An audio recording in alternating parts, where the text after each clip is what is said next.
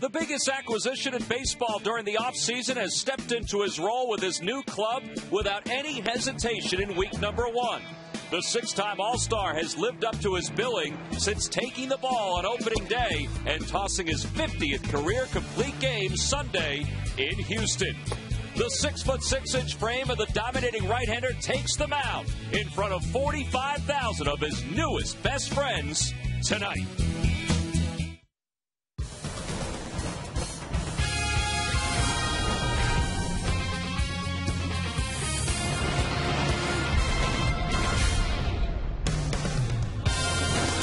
Not sure when the last time game number 10 in a baseball season had so much anticipation, but this one certainly does as the Phillies get set to entertain the Florida Marlins in game 1 of a 3-game series. Hi, everybody. I'm Tom McCarthy, along with Gary Matthews. Chris Wheeler will be along a little later on. Why is there so much anticipation? Well, the guy that you saw on the front end of this open, Roy Halliday, makes his first start, Sarge, at Citizens Bank Park in a Phillies uniform. Yeah, well, the real deal, he is a number 1. And why? Because he gets hitters out consistently. Not afraid, doesn't need a big lead. When you take a look here at the graphics, I like only 2 walks, but how about the strikeouts there? This guy has struck out over 17 of the batters that he's faced in 16 innings this year, and I'm telling you, there's no telling what he can do. I'm looking for this guy to really throw a no-hitter this year, and he's also the type of pitcher, he likes to kind of stay under the radar, if you will. Doesn't like to talk about himself a whole lot, and he really does like to concentrate. I think you can, I think it goes both ways. I think you can look for those situations, or you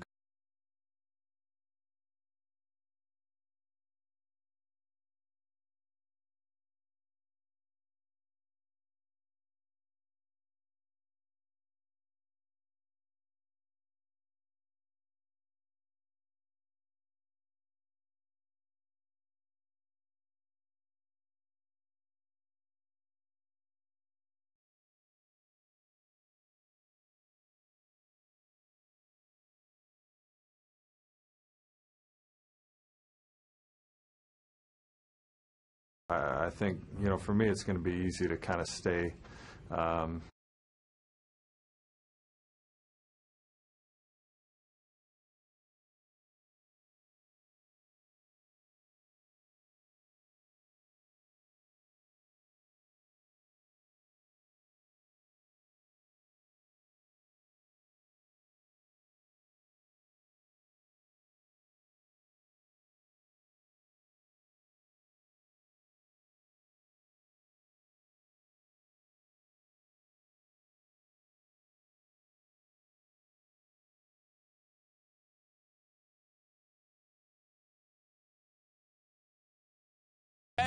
It's on by your local Tri-State Toyota dealers. Go Phillies, go Toyota. Toyota moving forward. By Xfinity from Comcast, proud partner of the Phillies. By Citizens Bank with the most 7-day branches in the Philadelphia area. And by Independence Blue Cross. We're here for you every step of the way.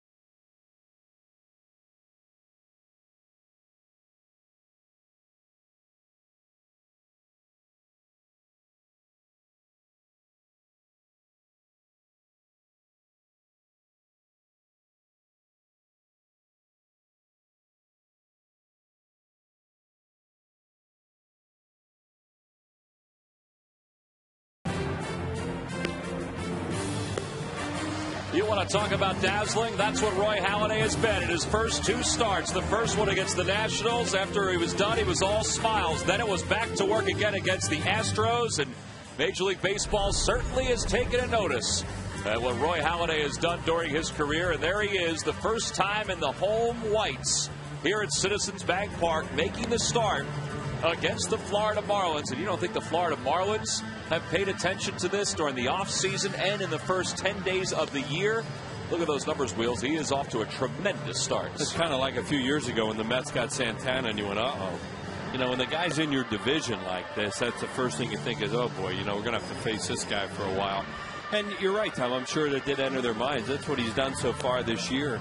See, against left-handed hitters, right-handed hitters a little bit better. Scouting report on it from Southwest Airlines wants to avoid that first inning problem like a lot of really good pitchers have. And seen a little bit of that from him in spring training and also during the season.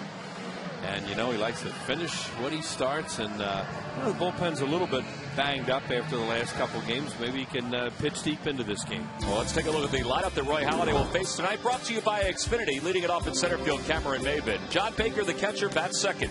Hanley Ramirez is over at shortstop, hitting third, followed by the red-hot Jorge Cantu in the cleanup hole. Dan Ugla, the second baseman, bats fifth. Cody Ross hits sixth. Mike Lamb makes the start at first base, batting seventh.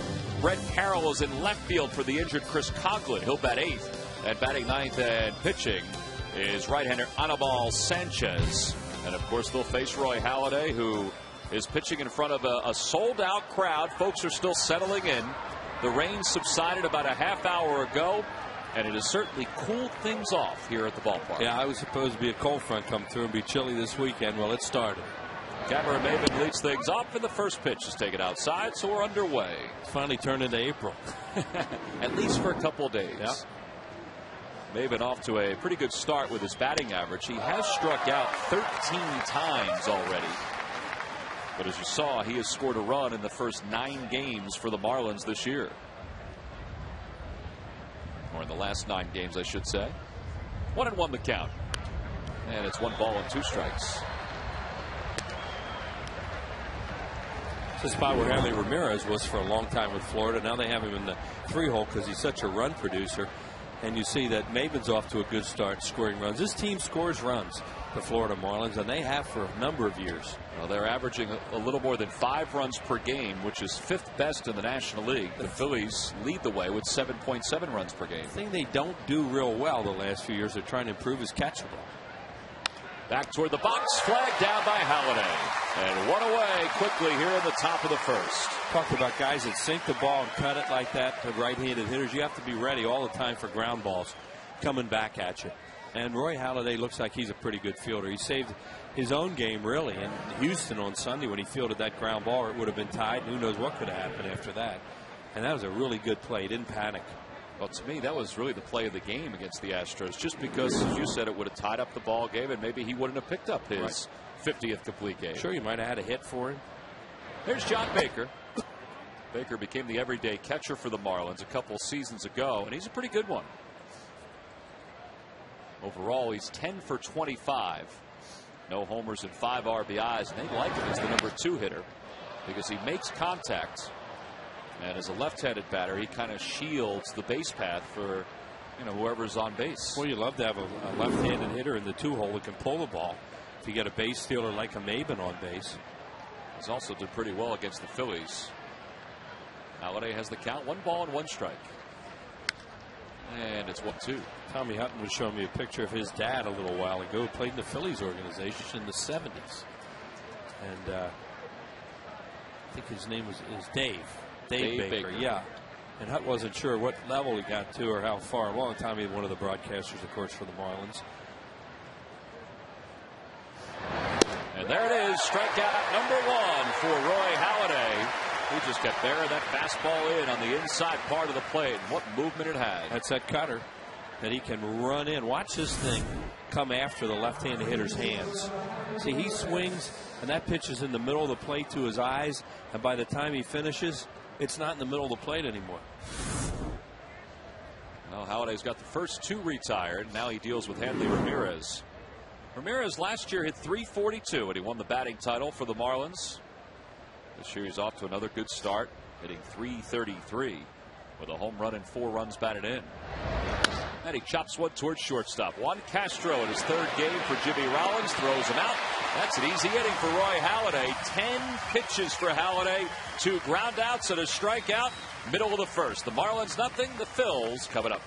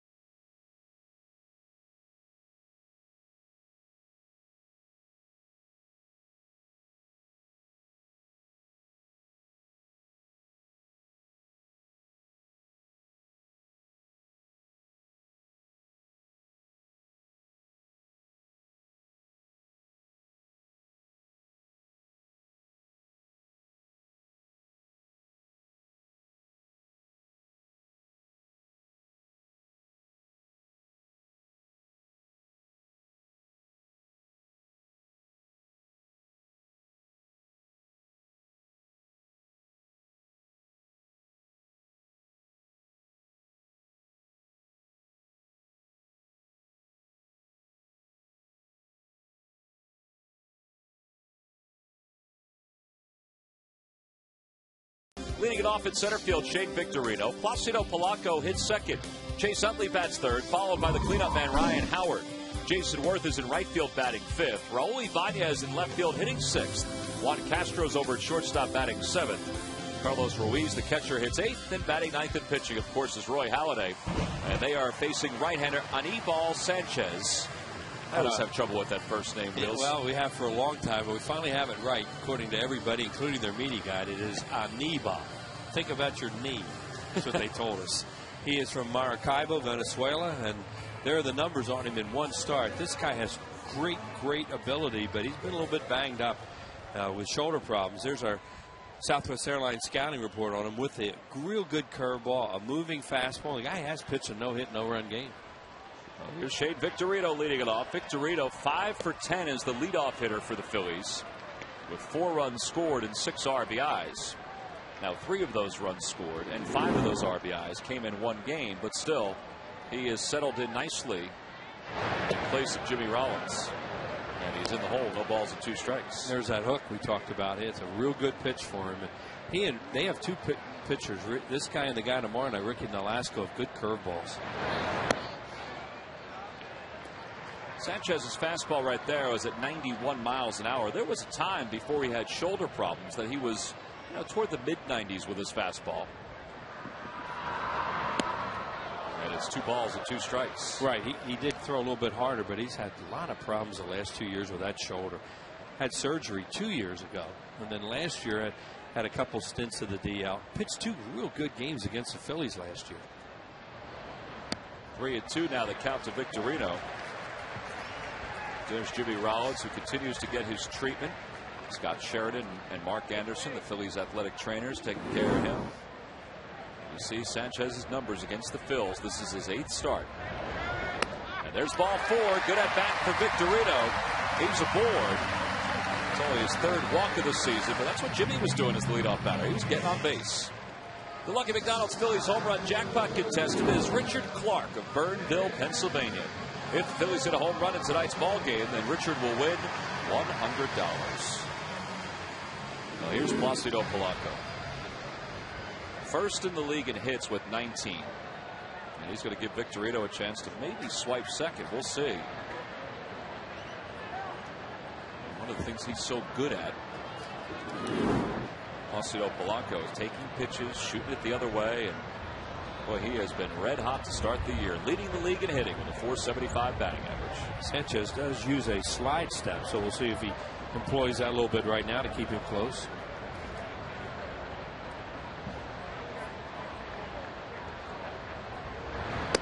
That one's in tight. 1 ball and no strikes. Placido Palanco already with 8 multi-hit games, which is first in the league. He's also the Phillies' best hitter with runners in scoring position.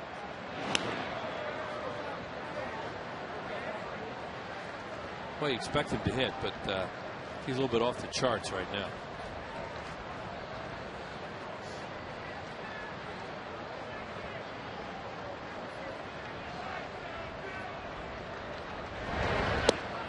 That's a little low. 2-0 the count.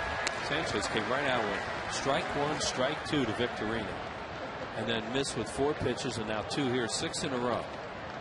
Baker's already got out to the mound one time. He was probably more talking about Victorino at first and keeping him close than anything else.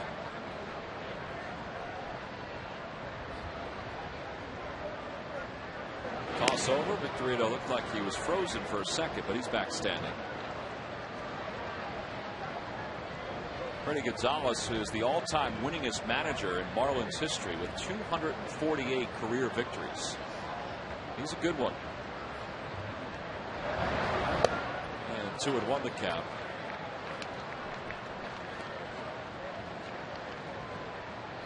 Palanco asking for time. Time to take a look at our Bloomberg stat of the day. Placido Palanco, his hits so far this year have come on 13 fastballs, 3 splitters, and 3 sliders, and that's good recognition on his part. Yeah, it's no surprise he gets 13 hits on fastballs. Bloomberg Sports, the leader in data analysis, has developed an analytical product being used by the clubs. There's also a product for fans to improve their fantasy play. Track your favorite players and teams. Go to BloombergSports.com for details. Everybody loves to hit fastballs when you get to this level. And no doubt about Palanco likes to hit fastball. I think he's been putting himself in good positions as he has right here with the count 3-1 in his favor. Well, yeah, a lot of times you're up there, you know, you got a man on, the guy didn't want to walk you and get to the middle of the order. So when you hit 1-2 in an order, you're going to see a lot of fastballs, especially when you have a good 3, 4, 5 like this team does. That's it for a strike, and it's 3-2. He probably thought that was a little bit high. He was ready to go down to first base. There's the 3-hole hitter, Chase Utley, and then, of course, Ryan Howard and Jason Worth, and that's potent. Last thing pitchers want to do is let the first 2 guys get on, and then those 3 come up.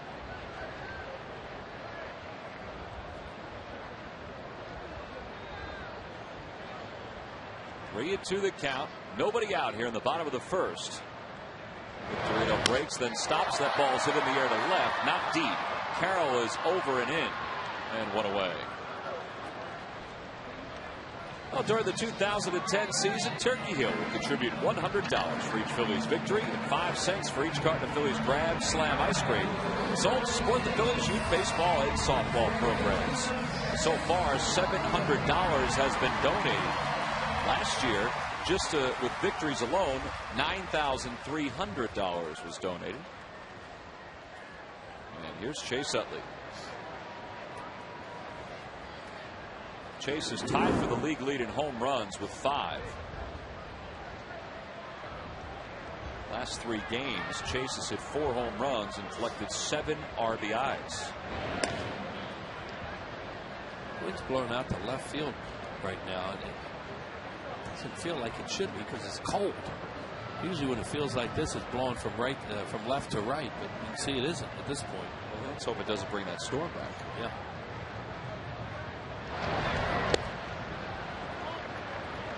Well, as has been the case the first 9 games of the year, the Phillies hitters are making the starting pitcher work a little bit. And he threw a really good 3-2 pitch to Palanco there. It was close at the point where Polly had a swing at it and did not get his normal good swing. 1 ball, no strikes, the count, Utley. And it's now 2-0. He goes falling behind everybody. They haven't made him pay yet. Chase is not only tied for the league lead in home runs, but he's also scored 12 runs. Victorino has scored 7. And he's hoping to get himself across the plate here in the first as he leads off first.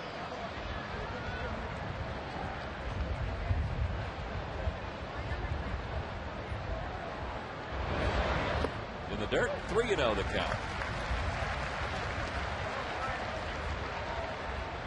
Charlie Manuel was talking a lot today about his team's bullpen, and the loss yesterday in this series against the Marlins, seeing somebody a little different in the National League East than the Washington Nationals. Yeah. Well, the schedule's going to get tougher now, as it is starting to spritz a little bit right now. I hope it just stays at that. Kyle Kendrick, Joe Blanton, Cole Hamels. And there's ball 4. Utley's aboard. Second walk of the inning by Sanchez. The Phillies have 2 runners on for Ryan Howard. Sanchez in his first start this year walked just 1 in 6 innings of work. He's generally around the plate. Well, he is obviously laboring here, which is a good thing for the Phillies. Let's see if they can take advantage of it with their cleanup batter up. Ryan has good numbers, albeit abbreviated, against Sanchez. They have 2 infielders on the right side of the diamond, and Hanley Ramirez, the shortstop, playing right up the middle for Howard. And Ryan lays off, but it's in there for a strike.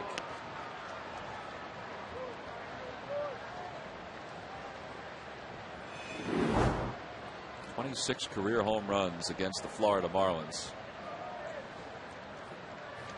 And those numbers against all the National League East teams continue to rise for him.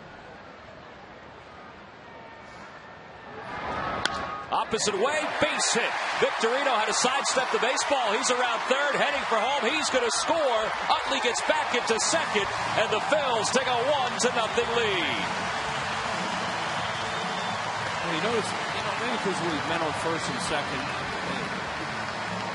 the base has been empty. Maybe they're going on a complete overshift, or maybe they decided to do that because he's been shooting a few more balls to the left side. Yeah, 6 of them now. So I don't know. You see where he is right there. You see where Ramirez is as opposed to over in there. Victorino has to read that, and he knows with his speed that he should be able to score. He's going to pick up Sam Perlaza, who had him coming all the way. Now, Brett Carroll does a nice job there throwing behind Utley and almost got him. Here's another look at it. He knows he doesn't have a play at the plate, and he comes firing into second base. So 1-0 Phillies. Here's Jason Worth with 1 man down. And Jason lays off a breaking ball, but it's in there for strike 1. So it was nice to see them capitalize on those 2 walks, and they're after more. See Jason's numbers against Sanchez, 1 for 10 with 7 strikeouts, and he takes a fastball in the inside corner, and it's 0-2. Well, this guy was 2-0 against the Phillies last year with a 0.60 earned run average in 2 starts. He only gave up 1 earned run in 15 innings with Sanchez, so he pitched very well against him.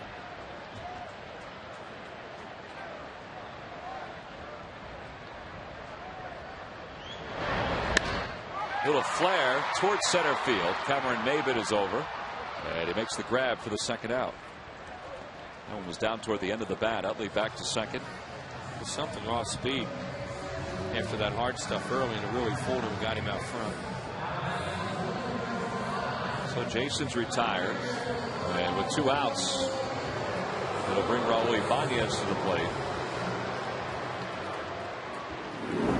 Raul is 1 for 10 on this homestand, and hitting .206 overall. And looking for his first home run. See the rain starting to fall here. Always looks harder in that shot than it is. Hopefully that's the case. Nonetheless, the ponchos are coming out. The umbrellas are going to start popping up. John Baker's going to head out to the mound.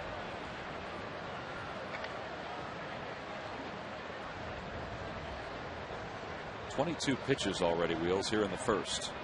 Which has been the norm early in the season here for the Phillies against the opposition starter. There's the umpires for tonight.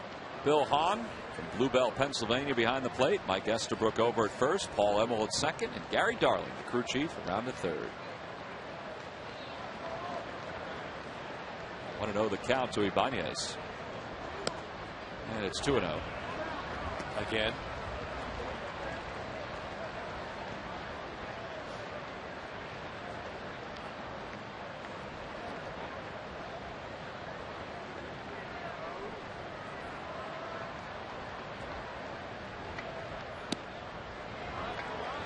funny, Sanchez, we mentioned before, began the inning by throwing 2 strikes to Shane Victorino. And then since that time, he has lost his control. He has 4 3-ball counts already. What do you think Charlie would do here with the count 3-0? Come on, let him swing away.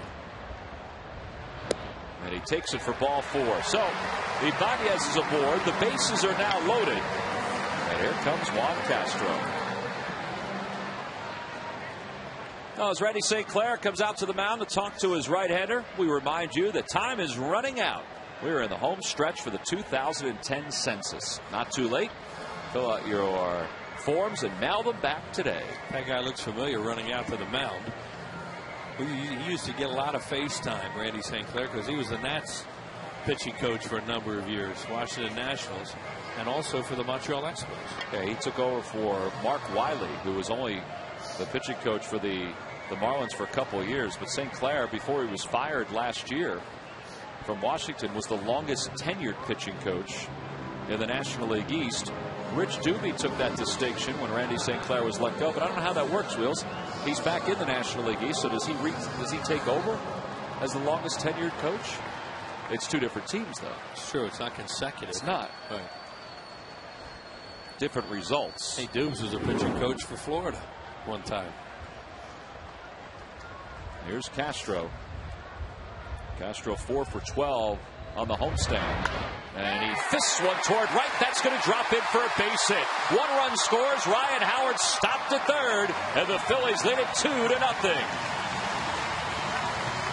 They did a good job, or Cody Ross did on his own, of defensing a right-handed hitter to his offside by playing shallow. So as a result, even though that thing dunked in there, he was on that in a hurry because he was so shallow. A lot of times you'd think that would score 2 runners. But Sam Perlazo had no choice but to throw up the stop sign there. See, watch how quickly he gets on this. See how shallow he was? And it takes one big hop, and he's on it, and he has to stop Ryan Howard, or he would have been dead. Or John Baker would have been dead. Well, John Baker may not have taken that throw in quite that position if Ryan Howard were coming to score. You think? Is that a possibility? I think he would have been a little more defensive. I think he may have stood up and taken the short hop a different way. There's Ryan. We saw Sam Perlazo put up that stop sign. In that case, he was just trying to block it. That pitch down low. 2-0 the count to Ruiz. It's also interesting, Wheels, how Sam Perlazo's technique to slow down Ryan Howard is a little different than last week in Washington. He's a little deeper now. Well, yeah, you know, he knows he gave him a little bit late last week, and that time you're right. He was down the line, and Ryan came way around that bag, though, because he had a head of steam. Opposite way, a roller. Ugla lets it go under his glove for a base hit. Howard scores, and the stop sign goes up again. Over at third, Ibanez stays there, and the Phillies lead it 3-0. And they batted around here in the first. Well, they've really taken advantage of the walks, and now they're getting some hippity-hop hits, too. And that ball should have been fielded by Ugla. And I don't know if he's going to throw Ruiz out or not. He had a chance because of the catcher running down the line. But that was not a good effort on his part, and Phillies will take it. So 3-0 Phillies right out of the chute. Here it is. He hits it right off the end of the bat, and this ball should be fielded right here by the second baseman. He has that lined up. He just doesn't bend over enough. And he probably had a good chance to whirl and throw him out. And this is the point about these guys are not a great defensive team. See, from that angle, it's a little harder to tell, except for the fact that he didn't get the glove down far enough for the ball. But he did not have he did not make a good break for that. There's a breaking ball to Halliday, and it evens up the count. 1 ball and 1 strike. 31 pitches already here in the first.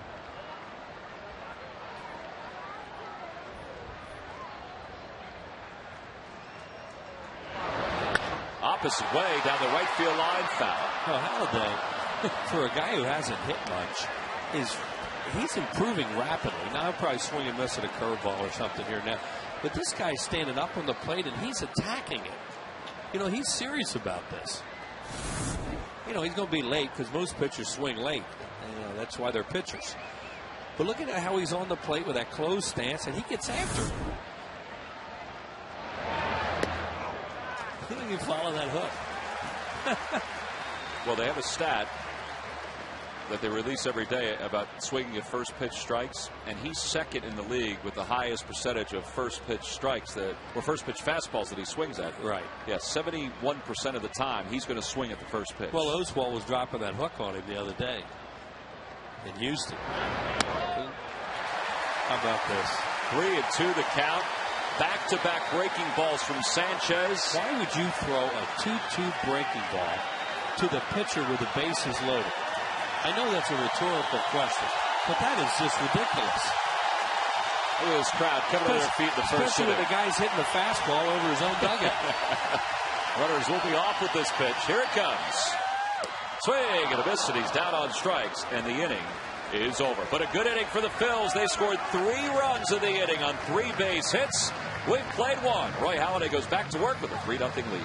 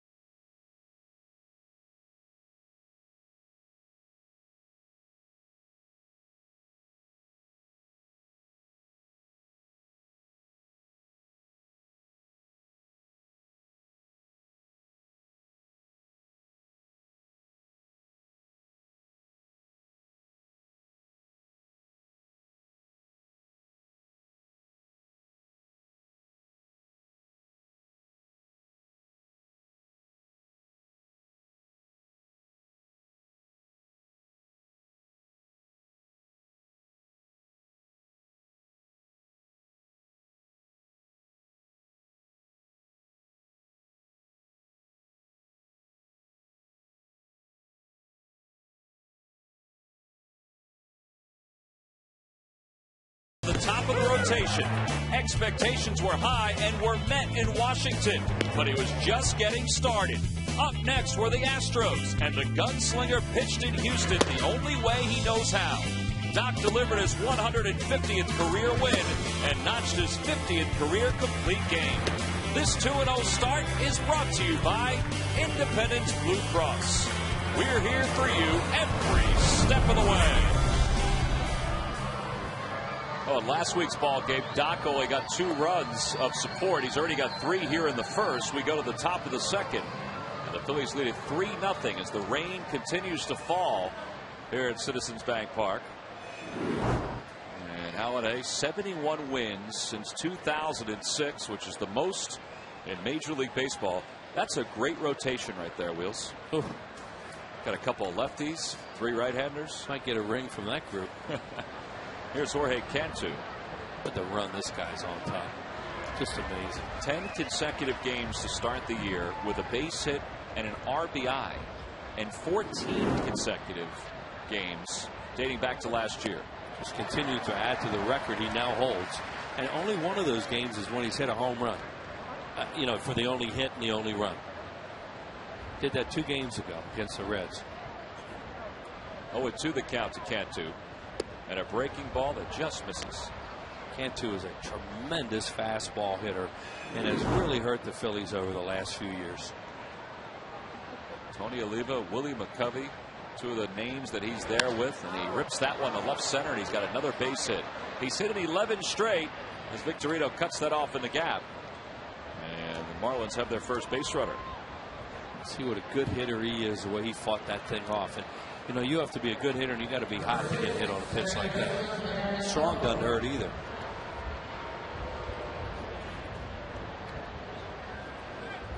So Halliday will work with a base runner. And here's Dan Uggla. Uggla 3 for 4 in his 1 ball game against Roy Halladay. Halliday pitched his 3 innings last year against the Marlins and was lifted from the game because he strained a groin muscle. Yeah, and that caused that actually helped the Phillies because they had 2 series with the Blue Jays and they didn't get this guy.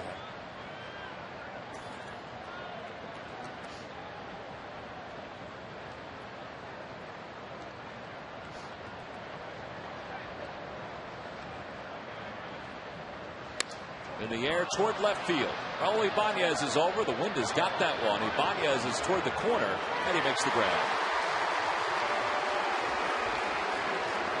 And one out here in the second. So the Phillies have faced the Nationals. They face the Marlins here tonight. And then on Friday, May 7th, they'll face the Braves here at home for the first time.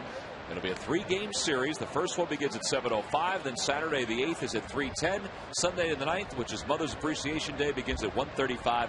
You can get your tickets now by logging on to Phillies.com. And we invite you to do it right away because there's just limited availability for all 3 of those games. And the Phillies begin play tonight a game and a half ahead of Florida and 2 ahead of the Braves in the first week and a half of the season. Cody Ross, another guy, can hit some homers. Chops that one back toward the middle. Castro's got it. Flips with his glove. Barehanded by Utley. One hop to Ryan Howard, and they say he bobbled it. First base umpire Mike Estabrook says that Ryan did not have control, but they do get the lead runner in an unbelievable way. That thing looked like it surprised Utley a little bit, the way Castro delivered it to him. It was a fine play up the middle. And you usually don't expect this thing to come at you this way, where he just flips it. Now he has to barehand it because of that. Doesn't get a whole lot on it. Ryan Howard, as Tom says, is charged here with not controlling it. And from that angle, he was juggling it a little bit. It's kind of hard to tell. It's very hard to tell. Yeah, you know, whether he juggled it or whether he, I don't know. Judgment call. That was amazing, though, what Utley did with that throw, because that was not a good toss. He had to reach back with his bare hand to get there. That brings Mike Lamb to the plate.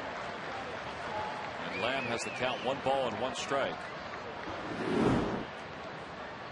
Lamb has 11 at-bats against Roy Halliday. And he's playing first base today for Gabby Sanchez. Slow roller toward third. Lamb got a slow start. Palanco got a quick start and a good finish. And the inning is over. So no runs, 1 hit, 1 man left. We played 1.5. Back to the top of the order, bottom of the second.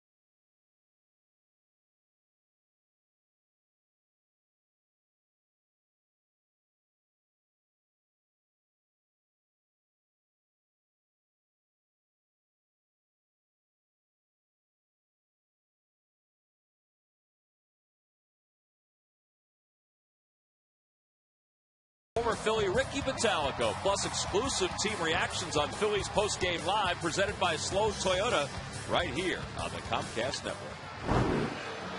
Well, the rain continues to fall here at Citizens Bank Park, but it hasn't dampened the spirits. Phillies lead at 3-0 as we go to the bottom of the second. And at the top of the order is due up against Anibal Sanchez. You know, I've said Anibal for all these years, even when he was in the minor leagues, and just can't get it out the right way. You're doing all right. You get it like 50 now. Get up to 75. Pretty soon you got it. It's a progression like anything else. Anibal. There you go. There's Shane Victorino, who walked and scored his first time up. Philly scored 3 runs on 3 hits in that first. And Victorino chops the first one foul, and it's 0-1. On the Toyota Major League scoreboard, the Cubs defeated the Astros 7-2. Alfonso Soriano 2 for 3 with a double and RBI run scored. He also swiped third. High chopper toward first, and Lamb takes care of Victorino for the first out. Carlos Silva, former Phil, won that ball game for the Cubs, who are back to 500 at 5-5. They hit some home runs today. Derek Lee, who's been hurt with that bad thumb, he had a 3-run home run, kind of broke it open. And one away. Here's Placido Polanco. He flied to left his first time up. Let's have a forecast, to play through this, and it's going to be okay. You see the umpires are just, they're not even, nobody's going out to talk to them right now or anything. They're just playing through it. Folks try to stay dry as best they can. Chopper toward third, a foul ball, and it's 1 ball and 1 strike. Yeah, it's not pleasant right now. That guy must have a hat on that he doesn't want to get wet. Yeah. Good thing he's got his sunglasses on.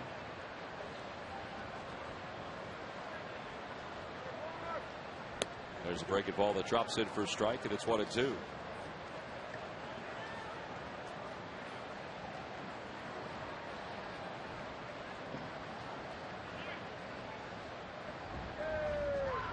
Marlins are a team could be very good if their rotation works out. Sanchez is healthy. They have a tremendous number 1 in Josh Johnson. The last go tomorrow night is very difficult. They have Robertson came over from Detroit, and of course Chris Volstad has a potential to be very good. That one's in the air, deep down the left field line, hooking toward the corner. It is gone. It hit the pole. Placido Polanco with his second home run of the year, and the Phillies lead it 4-0.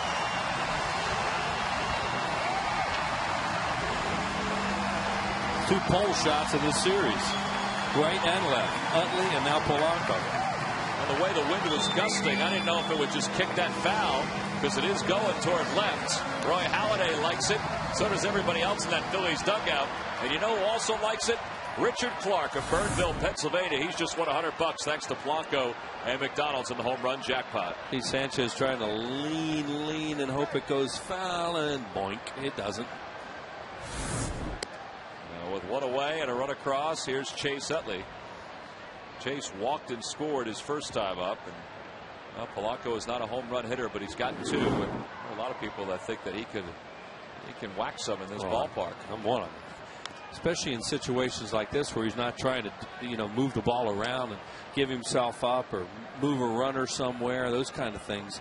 When he's just up there like that, he can pull the ball and hit it out of the ballpark because he's strong. Just not his style of play.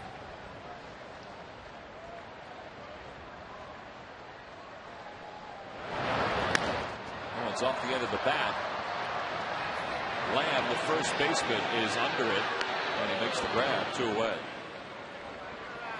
Hey, visit the official online shop of the Phillies at Phillies.com. Browse the largest selection of official gear, including the latest apparel, nostalgic memorabilia, and authentic classics for the whole family. Get your gear straight from the official source, the Phillies.com shop. Accept no substitutes.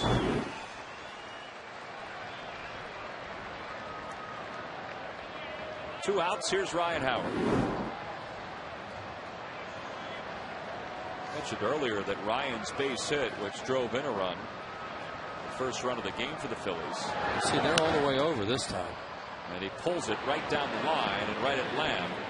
And that's the inning. But the Phillies get one more on the home run by Placido Polanco, his second of the year. And he tucked it right down the left field line to give the Phillies a 4-0 lead.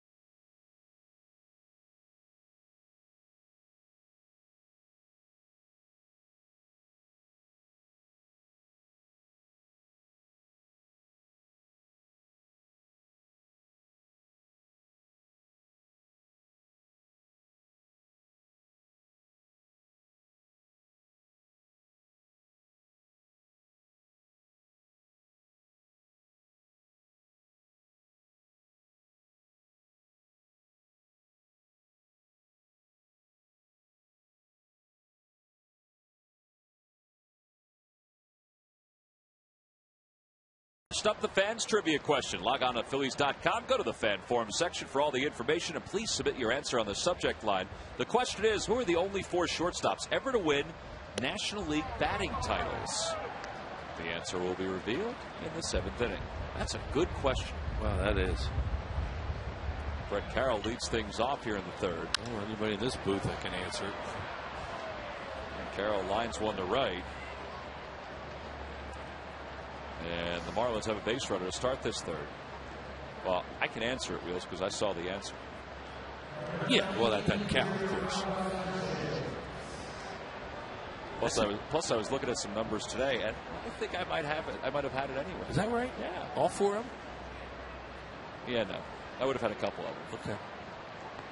Here's Anibal Sanchez.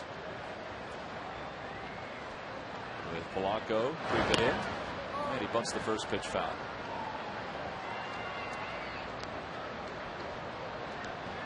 Sanchez does have a base hit this year. He's 1 for 2. 6 for 88 for his career as a hitter.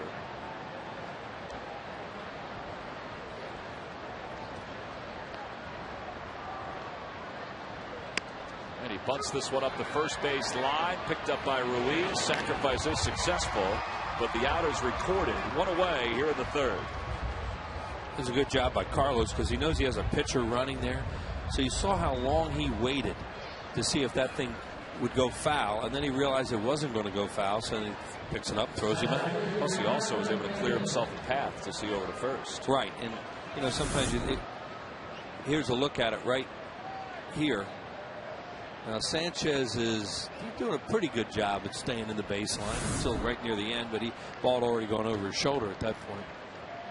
That'll bring Cameron Maben to the plate. He bounced right back to the box. Hit pretty sharply his first time up, but it's no balls and 1 strike. Halliday was talking about that in that game in was it Houston, where he threw that ball to first base. It may have been Washington, and he tried to hit the runner with it on that slow ball down that because he figured out they'll call it, they'll be out. He's banking on them calling. I know. That's what I was thinking too. You can't necessarily bank on that. When I read when he said that, I thought, okay. Well, he is a smart guy. Just listen to him think about how he dissects a game. And he throws a fastball outside. It's 1-2. Well, he was something before the game. They went through the clubhouse to do something. You talk about a guy in his own world. Whew. Sitting in front of his locker, he had his music, I guess, or whatever he has. Who knows what's in the iPod? And he would just stare into that locker. Maben pulls that one foul. And it holds 1-2. Well, you and I have talked about the similarities between Roy Halladay and Steve Carlton and their face, their game face. And Tommy Hutton, who does the television for the Florida Marlins, I asked him about that too. And he said, well, the big difference is, Tommy played, of course, with lefty. Oh, yeah. Tommy said the big difference is Steve didn't know who was up at the plate. He didn't. He just had tunnel vision, whereas Roy Halladay knows exactly who he's facing. You wonder if Lefty had been, in the era of video and all that, if he'd have taken advantage of it. That's a call. Strike 3. And Maben is down looking. Second strikeout of the ball game for Halliday. I used to wonder if Lefty even knew if he was a left-handed hitter or a right-handed hitter. That's basically what Tommy Hutton was saying. He said he was so tunnel visioned on the plate. So true. Here's a look at Halliday coming with that heavy, hard sinker. I know Maben's upset that he was called out. I don't think he really wanted to hit that. That would have hurt. Carlton's plaque in the backdrop behind Roy Halladay. Oh, it's really raining hard, man. John Baker, the hitter, and he takes one inside. Good play by Ruiz. And it's 1-0. Well, the crew chief, as we said, is Gary Darling. He's the third base umpire. The cover is off the tarp down the left field line. There's Gary. He and Palanco are conferring right now. He said he's getting close. He could just read his lips and he's getting close, and it is.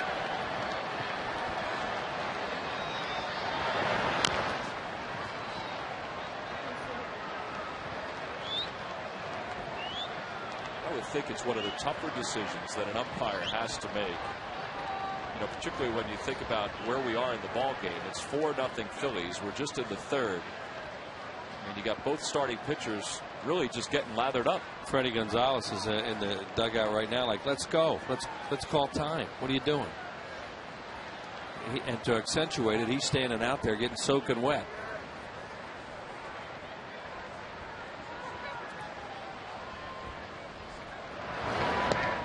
That one just missed outside and low. 2 balls and 1 strike. See, and what we talked about, there's Freddie right there. He's now, and Bill Hahn went to him like, it's not me. You know, I'm not the crew chief. Look down there. And meanwhile, Gary Darling's not even looking at him. Right. And the rain's letting up a little bit. Chopper back to the middle. Castro over the bag, stays down on it, flips over to first, and John Baker's retired to finish off this 3rd inning. Good play by Castro. He had time because Baker does not run all that well. Halliday's through 3. Phillies lead it 4-0.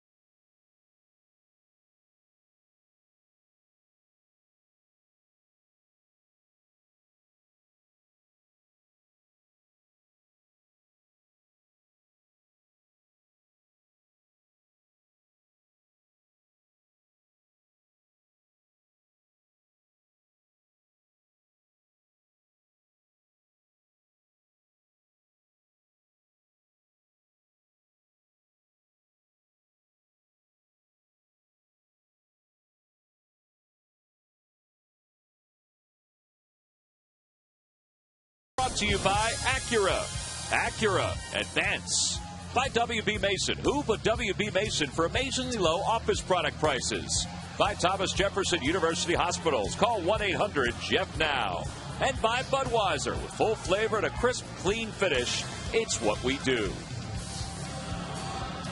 Phillies lead at 4-0 here in the bottom of the 3rd. Freddie Gonzalez came out to talk to Bill Hahn, the home plate umpire, in between innings. And then he went over to talk to Gary Darling. And talking about the weather, of course, and how hard it was raining when John Baker was up at the plate in the top of the 3rd. Now, the rain has let up some, but I think Freddie Gonzalez is saying, hey, listen, those base paths are pretty slick right now, and the mound is pretty moist, so, you know, they asked the grounds crew to throw some of that diamond dry down. They have, and Anibal Sanchez is now warming up. Plus, we're losing 4-0 to that guy. Right. So he's trying to get everything he can into. Oh, yeah.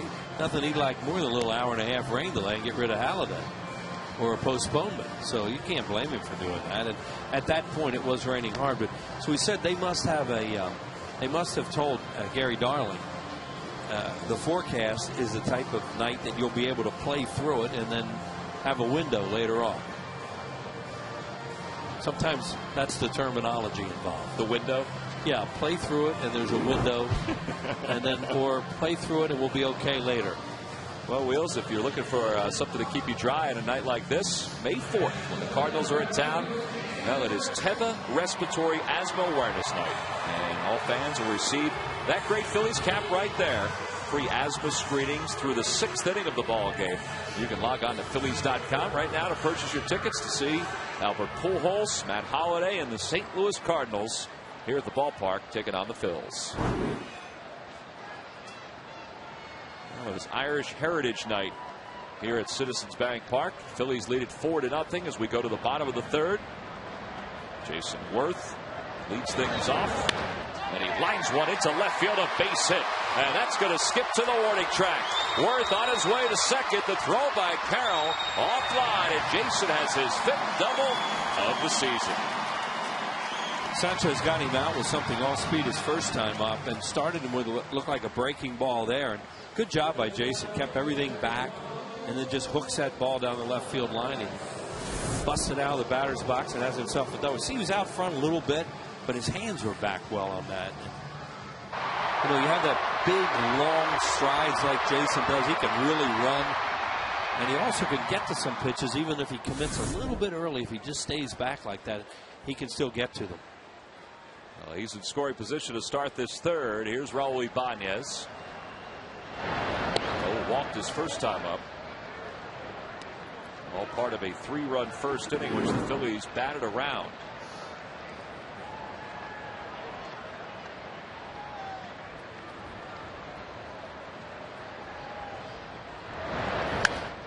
Let's pop up into foul territory. Cantu will give it a peek, but it's way back into the seats.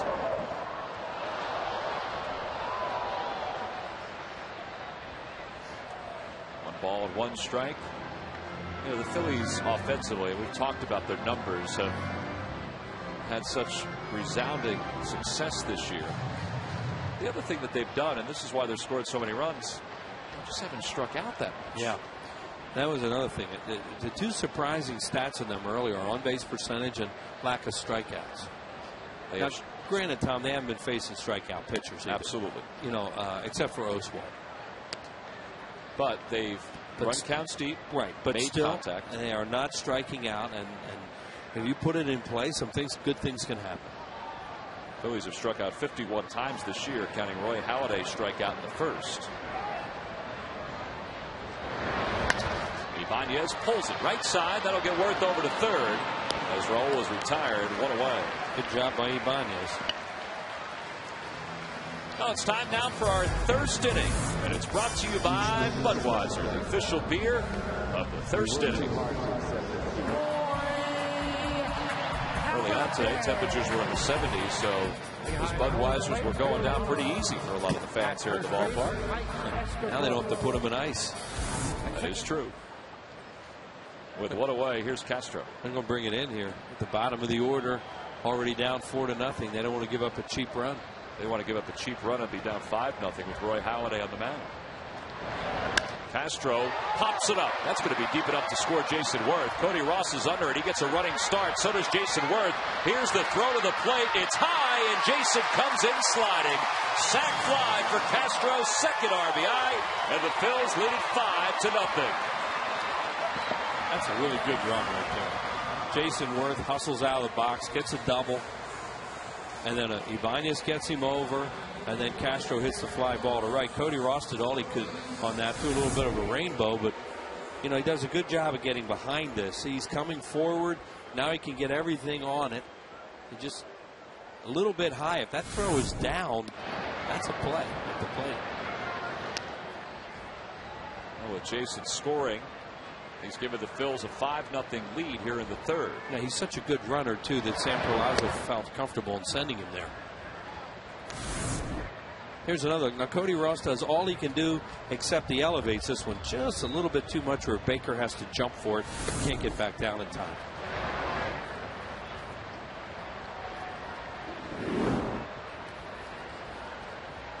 Carlos had an RBI single his first time up. It was his first hit this year with a runner in scoring position. Roy Halladay on deck. Phillies are 3 for 6 with runners in scoring position so far. That one's on the outside corner, and it's 3-1.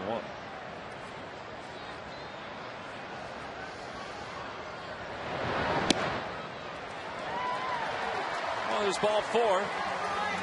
And Ruiz is aboard for the second time in the ballgame. It's about as fundamentally sound an inning as you can put together. Complete now with the 8-hole hitter, walking with 2 outs to get the pitcher out of the way. Well, it says fundamentally sound the first 10 games that we've seen in a long time. Well, tomorrow the Phils will take on the Marlins tomorrow night, but tomorrow from 1 until 3, a view from the book signing. Are you going to be there, Wills? Chris Wheeler will be there signing his book at the Philadelphia Book Festival. So stop on by. Booth number 6. Booth number 6. Camino Publishing. In fact, if you want, why don't you write that down on the palm of your hand so you know tomorrow morning when you wake up. Here's Halladay. It'd be fun to go Go there for a few hours tomorrow. Are you going to do a reading? Hopefully no one will ask for that, especially the birthday part. Well, I invite everybody out there who's going to go to the book signing tomorrow to ask Wheels to do a reading. Thanks. The pitch is low, and it's 2 balls and 1 strike. I'm going to bring my glasses.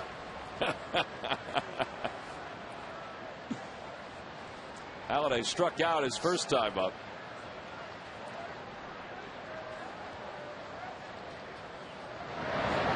And a breaking ball high. And the good news is rain has basically stopped. Great job by Michael Stiles and the front office in advising the umpires on what they felt was going to happen. The info they got from the Weather Bureau, and it's been right on. And Gary Darling, as we saw, we read his lips at one point. Palanco must have said, how long are you going to go? And he said, it's getting close. And another 30 seconds, and he may have called time. Ruiz will be off on this pitch. The 3-2. Chopped on the ground. Off the glove of Sanchez. Uggla's got it. No play at first. In fact, it goes right on by the first baseman, Mike Lamb, and Ruiz is over at third. That's going to be a base hit for Roy Halladay. And they have to charge an error there, too, to allow the runner to go to third base. An error on Uggla. Really had no reason to throw that. So Halliday with another base hit. Here you go. Gets it over pitcher's head, and Uggla has no play there. He got lucky, too, because it hits the railing there. So the error charge to Uggla. 2 outs, and here's Victorino with a chance to pad this lead even more.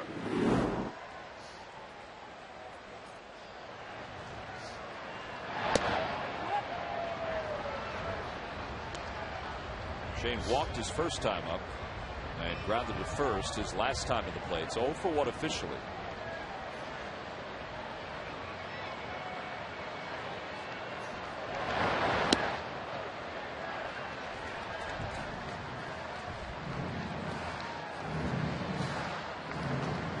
Ruiz over at third.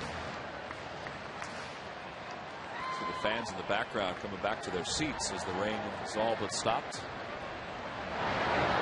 That one's pulled towards second. Uggla's to his left, sets his feet, and the inning is over. But the Phillies do tack on one more on the sac fly by Juan Castro. So that means as we go to the fourth, Anibal Sanchez down 5-0. Roy Halladay with a good lead.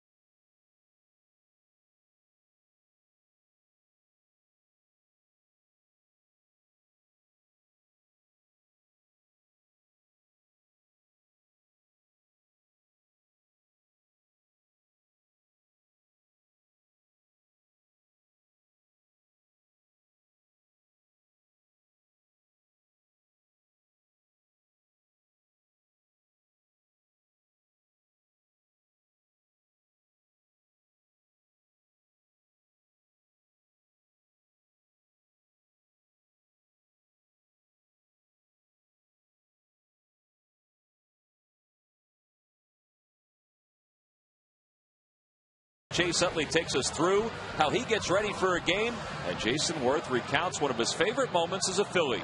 Don't miss the premiere of Phillies Clubhouse, presented by Holman Toyota Scion, tonight at 10:30 after Phillies postgame live right here on the Comcast Network. 5-0 Phils as we go to the top of the fourth inning. Phillies scored 3 in the first, 1 in the second, another 1 in the third. And Gary Matthews joins us as we go to the top of the fourth. And Sarge, we're seeing some fundamentally sound baseball by the Phils. Yeah, no doubt. And rushing, trying to get at least 5 innings in and hope that the rain does not stop the ball game in any way. And depending on how long it would be, a guy like Doc not going to take a chance on bringing him back, especially if it's a delay of an hour or so, I would think. Might even be less than that. Doc will go to work to face Hanley Ramirez. He delivers the pitch inside, 1-0. And we're joined now by Phillies hitting coach Milt Thompson. Milt, I was just saying to Sarge, this is as fundamentally sound the first 3 innings that we've seen this offense have. I mean, it's been pretty impressive. Yeah, they're doing a great job today. Moving runners, getting the hits, just doing great things today. I'm proud of them.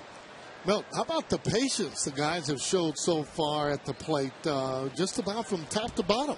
Yes, they've done a great job of zone hitting, getting a good pitch to hit. And if the pitch is not in their zone, they've just been taking them. They've been doing a great job. How about our guy Ryan Howard?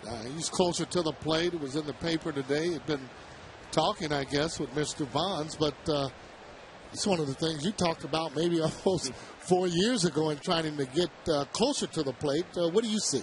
That's true. He's moved up on the plate, but more importantly, he's hitting the ball back to left center. The year he won the MVP, and he hit 27 home runs to left field. So if he continues to hit the ball that way, he's going to have another great year. 5-4-3 double play. Pretty nifty, Milt, by Placido Palanco, who has been a godsend over at third base. It also has been great in that number 2 spot in the order. Oh, he's a professional hitter. Everything he hits, he squares up. He's amazing. He's an ideal number 2 hitter. He's one of the best in the game. That last at bat, he looked like he got jammed the first time up. Looked at that ball with 2 strikes on him. He came in with a fastball. He turned on it, hit the ball right off the pole. Yeah, he's amazing. I mean, he's got great hands, and it doesn't matter what pitch it is. Curveball, changeup, slider. He seems to get good wood on everything. Hey, Mel, we've talked about the approach that the hitters have had, and I know you've talked about this the last couple of years, to be more patient, run some deep counts. 7 3-ball counts already tonight as Uggla rips that one foul. How important is that kind of approach, and is it nice to see that approach is soaked into these hitters? It's very nice to see. The thing you want to do is you want to get to the opposing team's bullpen, and the way you do that is to get the starters' pitch count up. And we've been doing a great job of that this year. Most of the time, we got those guys around 100 pitches by the 5th, 6th inning. So they're doing a great job of it. Meanwhile, Roy Halladay throws his 40th pitch of the night. It's a little low to Dan Uggla, and it's 2 balls and 1 strike. Do you think that watching even the Yankees play last year in the World Series, that kind of soaked in a little bit to the team, that they did something like that? Well, I think more importantly, going up there looking in a zone, getting your pitch to hit. You get 3 strikes for a reason. The first 2 belong to you, so you have to be very, selective about what you want to hit, even if it's a first pitch inside and it's not the pitch you're looking for. And if it strikes, so what? You got to get a good pitch to hit. That's a great point. Got a guy like Chase Utley hitting. What do you do? Just stay out of his way? I stay out of Chase's way, Palanco's way. I just let those guys go do their thing. I've always said to be a good hitting coach, you got to have good hitters. And without a doubt, you have a lot of professional hitters on this team. Got to make you have great great nights to sleep when you're able to come to the ballpark. Nights. Yeah, no sleepless nights is right. But, just to be able to make sure those guys are doing what they need to.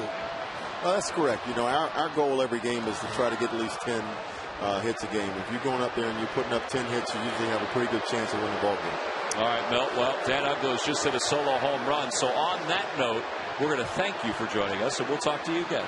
Take care, guys. All right, Milt Thompson, the Phillies hitting coach. Dan Uggla with a solo home run to put the Marlins on the board here in the top of the 4th. And it's now 5-1.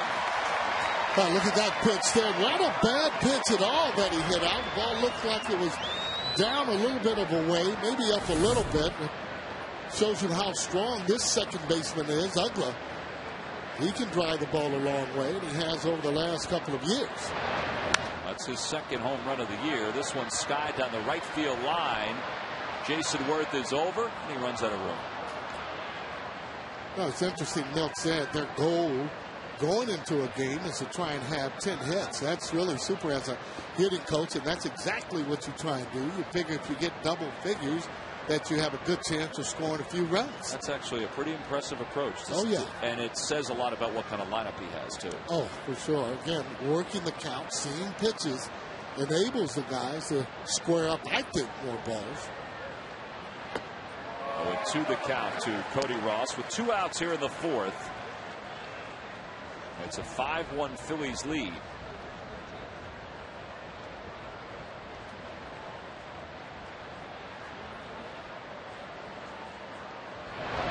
And Halliday picks up another strikeout. A breaking ball. Ross is down swinging, and the inning is over. 3rd strikeout for Halliday.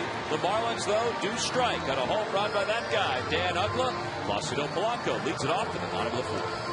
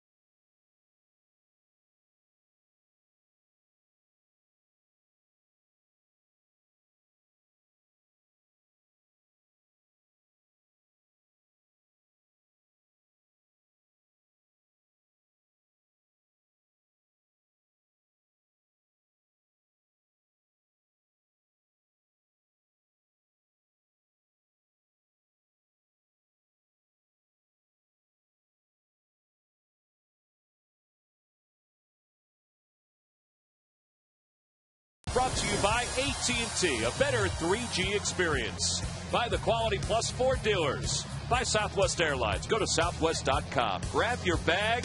It's on. And by Xfinity from Comcast, proud partner of the Phillies.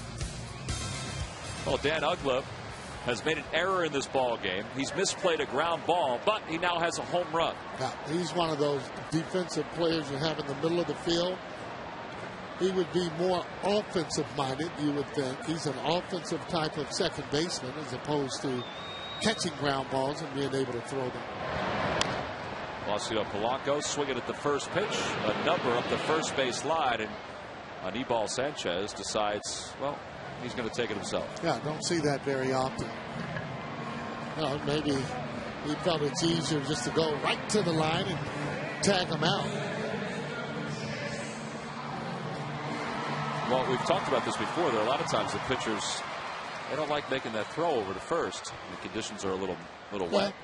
That could be. But, still kind of strange, though. Yeah, could have just underhanded right to the first baseman.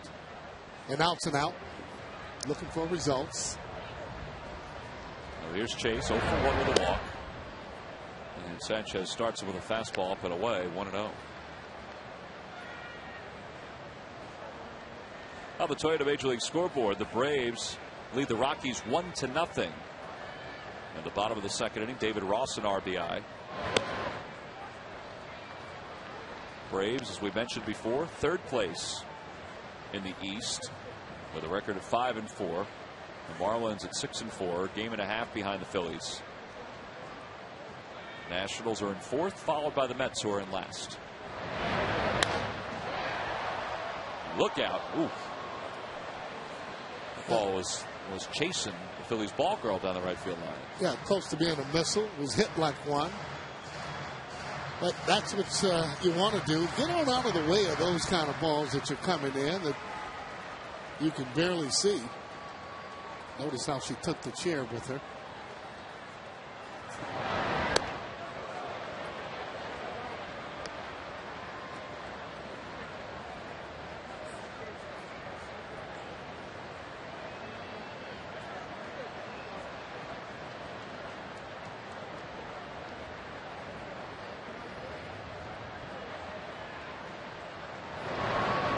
Chase out in front, pulls that one. Uggla sliding, has it, and he just lets it fly. Fortunately for him, Sanchez was there to back it up. He did everything he could to try to make that play. Now, when they anticipate that, when he goes, the ground ball's hit over to the second baseman on that side, everybody's going back over. Good chance. Ball's going to be thrown away, and his defense, it is wet. He made a great play, little sliding ground ball catch. See how he slides there? You can see the water coming up, and it is slippery. Chase is glad to see that. So Chase with a base hit. He's aboard. Chase has the longest active streak of stolen bases. He has stolen 25 straight, dating back to 2008.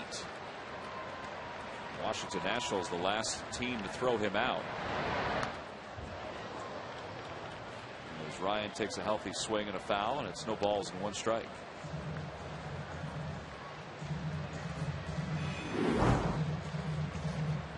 See the active leaders in stolen base percentage. Jason Worth is first. Chase Utley is second. And Beltran, Kinsler, and Nate McLeod for the Braves.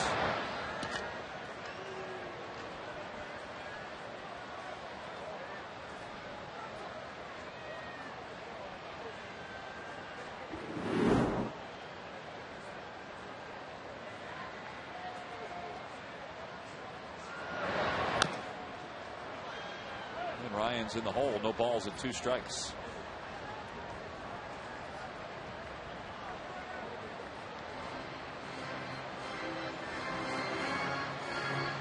And Charlie has watched Ryan collect 5 hits in his first 15 at-bats. I should say 6 hits in his first 15 at-bats on this homestand. Surprisingly, though, he's still looking for his first home run here at home. In fact, he, along with Jason Worth and Rolly Ibanez, are all homerless here at the ballpark. Ryan's hit a lot of home runs for Charlie, and Charlie, as you see in his 6th season, has a chance to win his 500th game as Phillies manager this year. Wow. That's a good accomplishment. You know, with Howard, I like his approach, though. He's getting base hits and base hits, because once he starts to hit the ball out of the ballpark, he'll start to hit a bunch. He lays off a breaking ball, and it's 2-2. Sandoval Sanchez has thrown 76 pitches, and we're still in the bottom of the 4th. Meanwhile, Roy Halladay is through 4 and he's thrown 46. Now, you could see how much quicker the game would be if they were both around the same mark in the 40s. But one guy throws a lot more strikes than the other. Now, that's the other thing, that one of the reasons the games are so long is because the guys aren't throwing enough strikes, or maybe the umps aren't calling enough strikes. One of the two is causing longer games. That one's pulled, and it's grabbed by Lamb. No play at second, and he just gets to the bag to retire Howard. I almost think he couldn't get that ball out of his glove. It was hit so hard. He caught it, had a pretty good angle to throw the ball. Now, this ball is hit hard. As he picks the ball, he gets up and, well, just decides not to throw it. Maybe he didn't feel like he had an angle. There it is right there. And you see how Chase, though, good base running as he goes toward the inside to just take that away from Lamb there at first base. Well, 2 outs now for Jason Worth, who was 1 for 2. He doubled and scored his last time up. Phillies leading 5-1.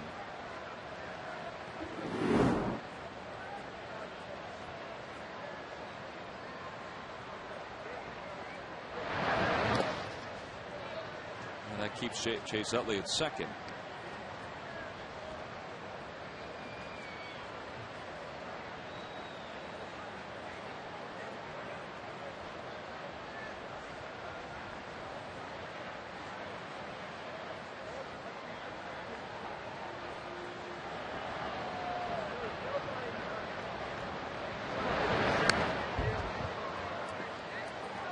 We get the chance to see batting practice all the time, and watching Jason's batting practice today, I mean, He was killing the ball. I mean, absolutely locked in and crushing the ball one after another to left center field. Yeah, I think sometimes you get in the mode, though, Tom, where you're hitting too many balls out of the ballpark. Because what happens, once you start to hit a few out, now what happens? You want to hit them further. Now you want to hit them further. And then the more you hit out, the more bad habits you start to get in because you start to pull off of the ball a little bit to try and elevate it. Now, if he's hitting it straightaway center field and the right field, well, he can hit as many as he wants. Well, he was peppering, that area between the Southwest.com and State Farm billboards out in left center field. But you could just see, Sarge, that he was in a pretty good rhythm during batting practice. Yeah, that's right. And making sure he has his timing. When the guys get their timing, they're able to drive balls out. You've seen guys in the home run hitting contest at times during the All-Star break. Right out here is where he was hitting it.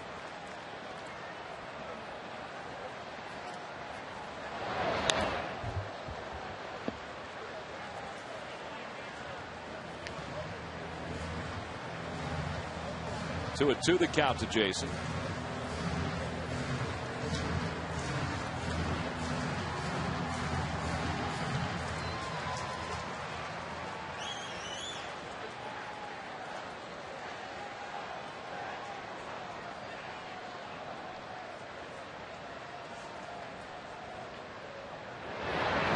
Little number back toward the mound. Sanchez will again run it toward the runner, but then flips underhand to retire Worth, and the inning is over for the Phillies. No runs, one hit, one man left in scoring position. We've completed 4, 5-1 Phillies.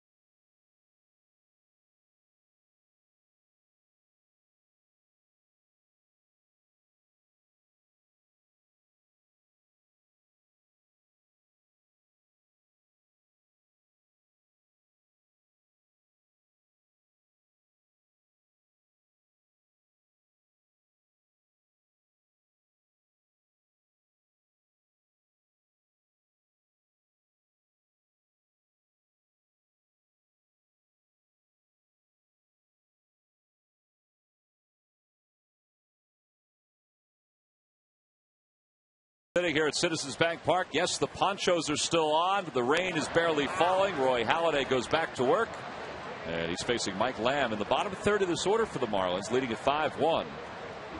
Lamb grounded to third his first time up, so he's 0 for 1. And the count 1 ball and 1 strike. Halliday has been pretty efficient so far. He's thrown 48 pitches.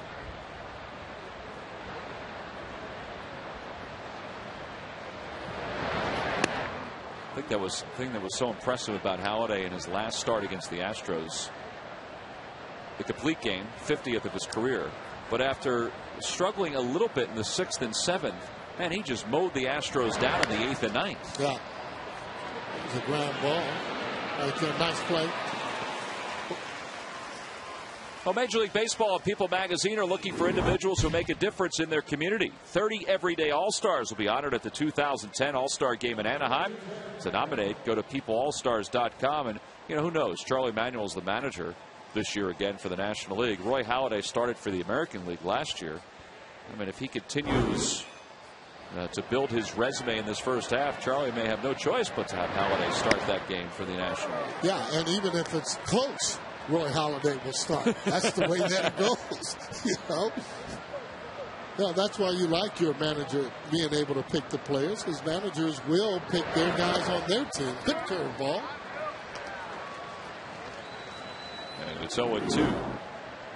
But every time he throws a curveball, it almost seems like a surprise for the hitter, because they freeze when he throws that ball. Well, there's another breaking ball. Carroll's down on strikes, and they're 2 away. 4th strikeout for Halliday. What did he tell you in Washington? The curve is his jam pitch. He hasn't really been in any kind of jams tonight. That's a heck of a pitch. And he'll throw. Look at that. That ball there. He threw one for a strike. Now he throws the other one hard, but it makes that ball break down. And Carroll, he's frustrated with striking out again. And this is the way this pitcher will make a hitter. You just feel like you're having good swings, but again, bad results. Well, quickly, it's 0-2 to Sanchez. 2 outs here in the top of the 5th. Boy, I tell you, he works quick. I mean, this is one of the reasons hopefully end up getting in these 5 innings, but he works so quick, and the fielders are on their toes when he's doing that. Off the end of the bat, a flare to center. That's going to be a base hit for Sanchez. And that's just the 5th hit of the night for Florida. And we head back to the top of the order for Cameron Maybin. He's not happy about giving up that hit right there. Oh, no. Especially to the pitcher. Now, you got to work hard for every single batter that comes up to the plate, but obviously you're going to work a little harder as you take a look at the bench with regular players that play every day.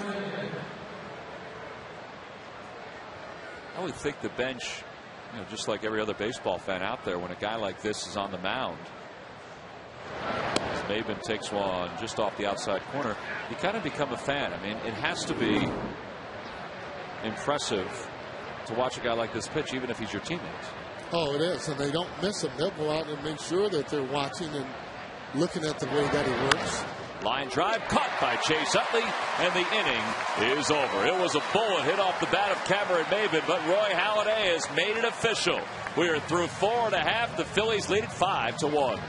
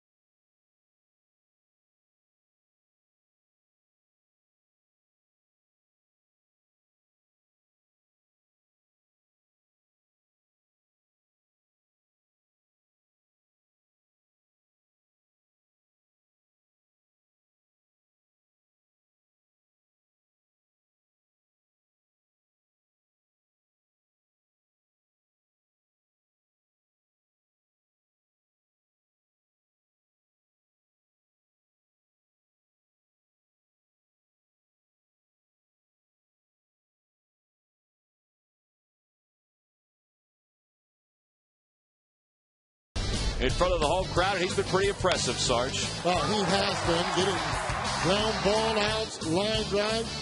First inning there's a strikeout around the plate. Here's a ground out. There's a sinker ball that he's throwing, enabling him to get the ground out. Oh, and he's on the corners. It's just a tough hombre. You got to buckle up when you face Roy Halladay, nicknamed Doc. Acting like a surgeon tonight there as he's cutting up the guys. Acted like a surgeon, acted like a gunslinger. And he has just, he's thrown 3 balls just 3 balls in 4 of his 5 innings of work. So 3 pitches out of the strike zone in 4 of his first 5 innings. And look at the look on his face. Yeah, great demeanor when he's on the mound. I mean, he's focused all the time. And it's not to say, obviously, he doesn't win every single game, but you know when you beat a pitcher like a Roy Halliday, you've done your work and your homework, because he's usually going to be around 6, 7, 8 innings. Now we go to the bottom of the 5th. The rain continues to fall here at Citizens Bank Park, and Raul Ibanez leads it off. Raul is 0 for 1. Grounded out his last time up, walked back in the 1st.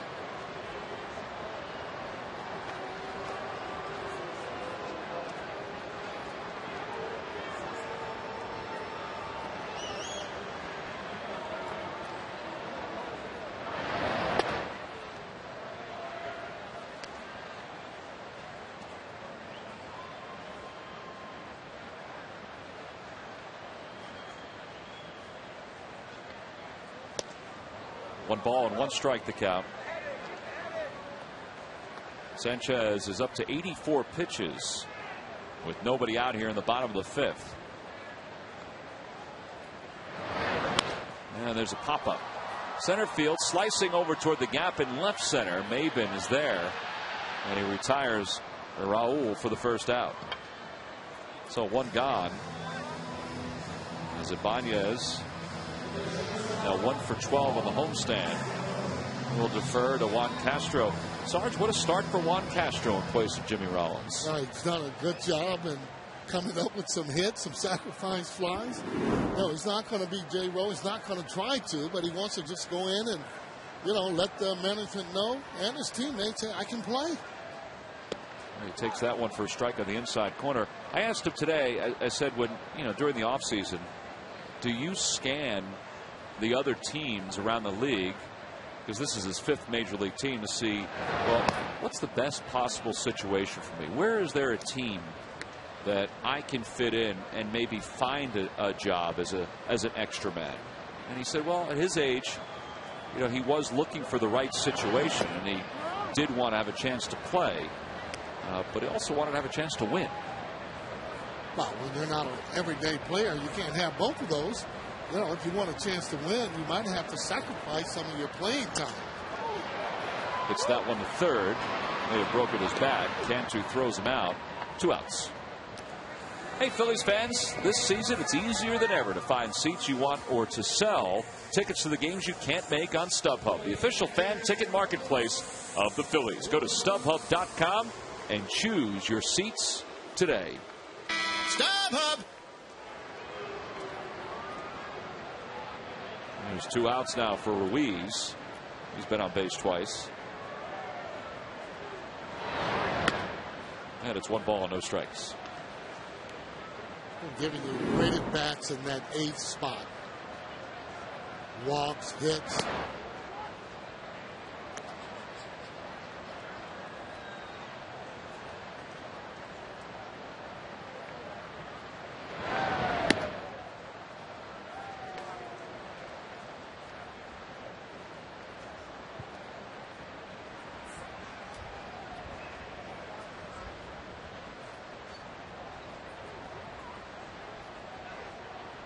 Sanchez is trying to get comfortable out on the mound. He started for the windup, then went to the stretch, now back to the windup. Unless he just forgot. And it's 2 balls and 2 strikes. It could be getting a little damp out there, trying to get some good footing. Be able to push off that rubber. That's behind the 3rd base bag. Cantu with a long throw, and it's dug out by Lamb, and Ruiz is retired to end the 5th inning. Pretty good inning for Anibal Sanchez. 1, 2, 3 go the Phils. We head on to the 6th with a 4-run lead.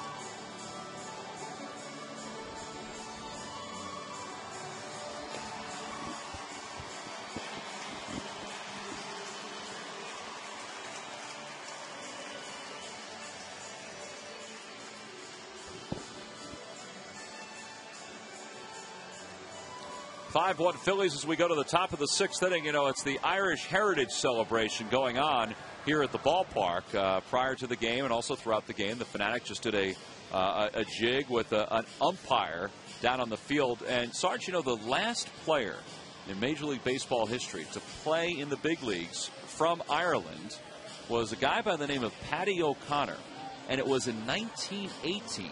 Wow. I mean, you would think that there might have been one or two more players since then. Absolutely. What position was that? He was a catcher for the Pirates mostly, won the 1909 World Championship, and I'm not sure if he was good at this, but the Fanatic certainly has some style, and he also has some friends that have some style, too. Well, sure is, and he's dressed up tonight. Did you ever find any time to do any Irish dancing there, Sarge? No, but I do like the song Danny Boy. Well, then you fit right in. Absolutely, I do. Top of the 6th, John Baker leads things off. But with all of that, there's also a heck of a ball game going on for Roy Halladay. And I would think if you're a Phillies fan, you're rather impressed with your first impression of your ace. Oh, just a legit #1. This is why you have a guy of his caliber that can win ball games 2-1, 1-0, 3-2. Well, here he has a 5-1 lead, and Raul Ibanez hustling in, diving, and he makes the catch. How about that to start the top of the 6th?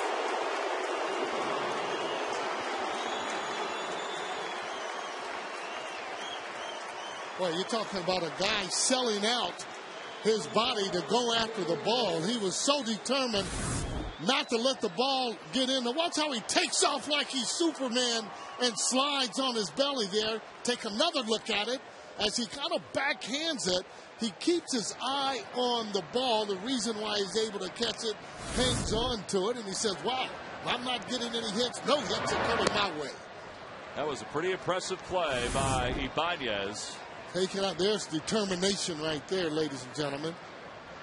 There's Doc there giving the all right, way to go.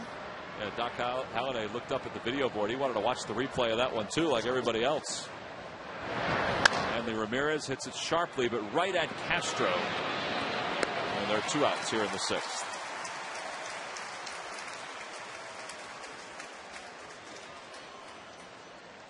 Victorino saying something to him.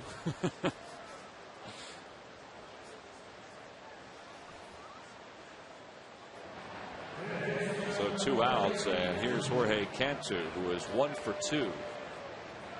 Think about John Baker. He's running up the first base line, rounding first, thinking that he might have 2 on that one. He goes, I got a base hit against Roy Halladay. Yeah, well, he's thinking maybe he has a double as it's kind of slicing down the line, and once the fielder catches the ball, it's just an empty feeling that you have in your stomach.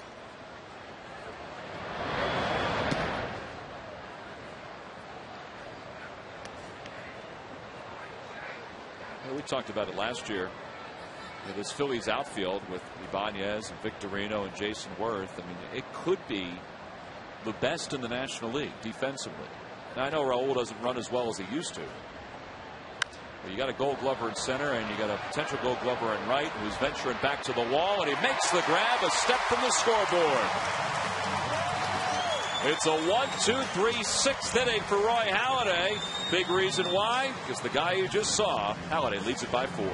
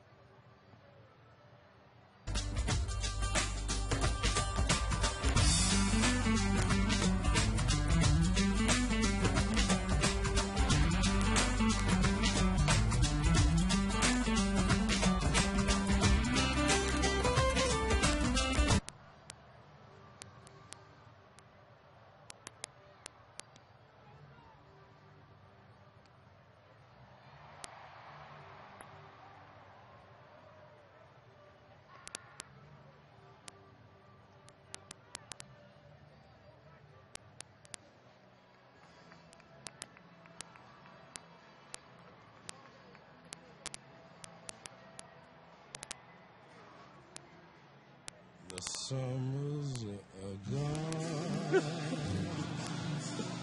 and all the roses fall.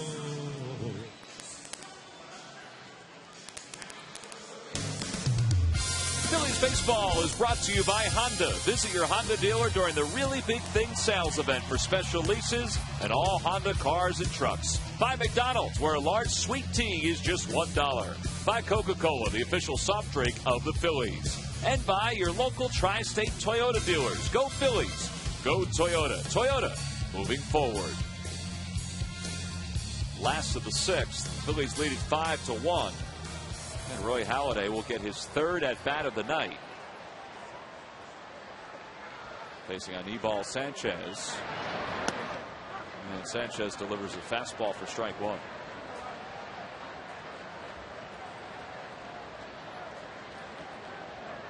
Halliday is struck out. He's also reached on an infield single.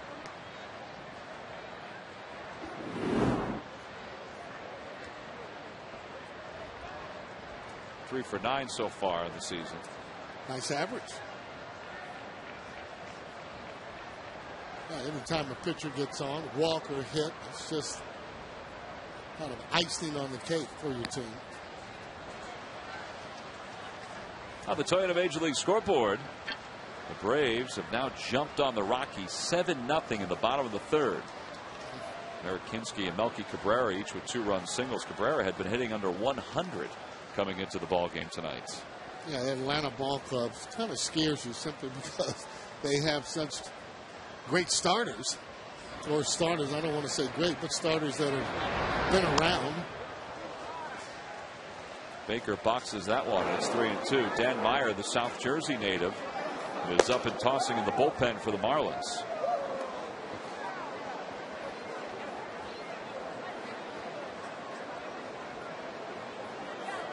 And Sanchez has reached 100 pitches for the ball game. 3-2 the count to Halliday. And he fists one right at the first baseman Lamb, and one away. So one away here in the sixth inning. It's time now for our Coors Light Freeze Cam. I told you that they're celebrating the Irish Heritage Night here at the ballpark. And a lot of green all around the parks. Dancing before the ball game. Dancing during the game as well. Sarge, some pretty sharp looking lids going on here at the ballpark. I like those hats. Our Coors Light Freeze Cam. Oh, with one out, here's Shane Victorino batting for the fourth time tonight. And Victorino lays down a beauty of a bunt up the third base line. No chance for Cantu to throw him out. And he's aboard for the second time. You like that? They're all back on their heels. Why not? Cantu kind of stared at Victorino as if to say, what is that? Well, you know what? He can do this just about any time he wants and gets a hit. As long as that ball is down, he can put it right in his pocket. Victorino, too much speed, great putt. Look how it dies as it's coming in. And Cantu, all he can do is look at it. Well, here's Palanco, homered back in the second inning. He's also flied out and grounded out. 1 for 3.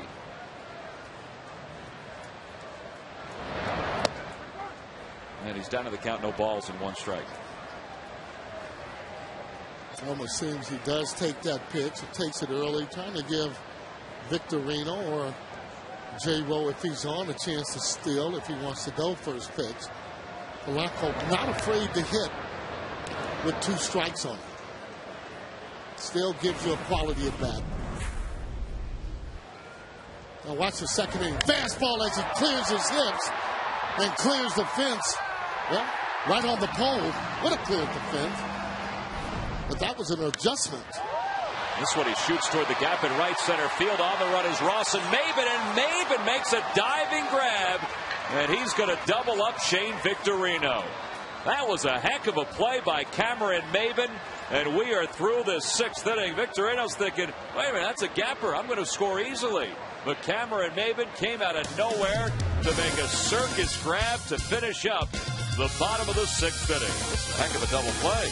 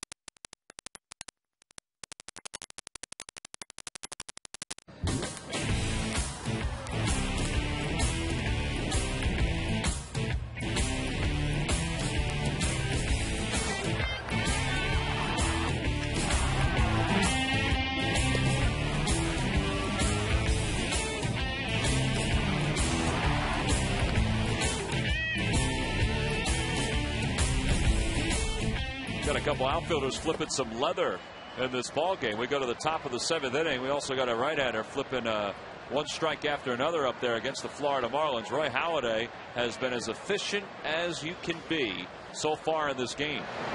The only run he's allowed is to Dan Uggla, who leads off the top of the 7th. Uggla his solo home run back in the 4th. He's also flied out to left. Yeah, that was some play by May, but sure was. What a catch. Victorino's at third base when he caught that. I had to look up a few times because, you know, Victorino was looking out over his shoulder. I thought, well, did I miss that? Did he drop that ball? There he is. I mean, Victorino knows that he's got to go, you know, around near the second base and kind of hang out. But, you know, he plays that position, and he's pretty sure that that thing was in the gap in right center field. And maybe tremendous athlete, just ran it down. 2-2 the count to Uggla. Halliday's got his signs. And that one just missed. It was close. So was the one before that, and it's 3-2.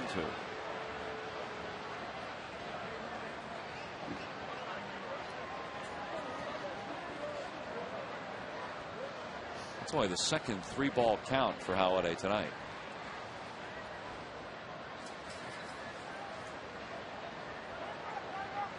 Well, he's walked 2 batters this year.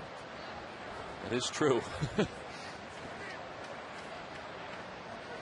2 walks, 21 strikeouts for Halliday in 22 innings. Well, his lifetime numbers are unbelievable. His walk strikeout ratio, you know, that this is nothing new. Yeah, for his career, Halliday has struck out 1,516 batters. He's walked 457. And he's done all that in 2,067 or 68 innings, I should say. The payoff pitch. Chopper toward third. Charging is Palanco. Off balance throw in time to get Uggla one away. He just keeps running that heavy sinker in on guys too, and that's, look at Uggla, you know, with his hands, how much that hurt. It's time for the Verizon Wireless game summary. Phillies jumped right out to that 3-0 lead, then tacked on a couple more. After that, Placido Palanco with a solo homer. Dan Uggla, the 1-run tonight for Florida. You see the RBI hits, and Roy Halladay has been Roy Halladay.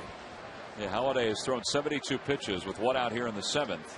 Here's Cody Ross, strikeout victim his last time up. And Halliday quickly is ahead, no balls and 1 strike. Halliday is averaging 9.5 strikeouts per 9 innings this year. Now, he was 5th in the American League in strikeouts last season. We've said this time and time again. You know, he's more of a contact guy, but he's picked up his share of Ks this season.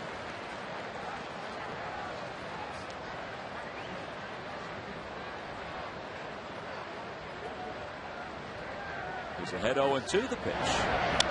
Popped up into shallow center. And Chase is there. 2 away. That's another jammer, too. Right off the thumbs. Well, these lucky fans, not only because they have tickets to tonight's ball game to see Roy Halladay, they're also tonight's Citizens 7. They'll each receive a prize pack courtesy of Citizens Bank. Citizens Bank with the most 7-day branches in the Philadelphia area. To find a branch near you, visit citizensbank.com. Cody Russ kind of looking at his hands, too, as he heads back to the dugout, takes off those batting gloves. It's cold here tonight all of a sudden, and when Halladay pitches and gets in on you, it's got to hurt. That's pretty good pitch count and ratio, balls and strikes. That's really good splits. 22 balls, 54 strikes, 76 pitches. 2 outs in the 7th. 1-1 the count to Mike Lamb as there's a fastball on the outside corner.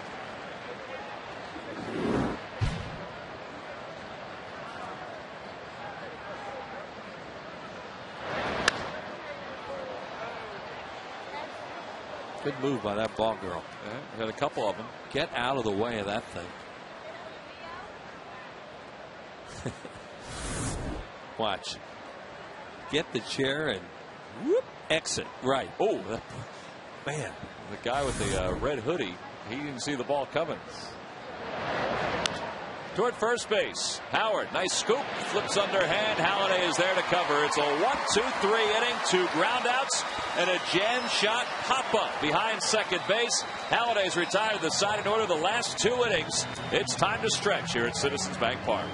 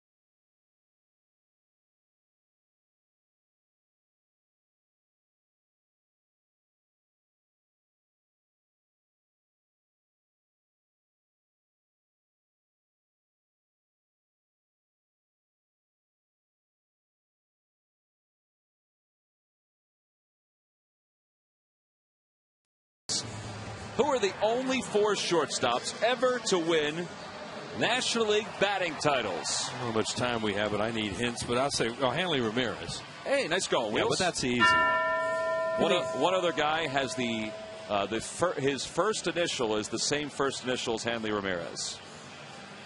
That doesn't really help you too much, does it?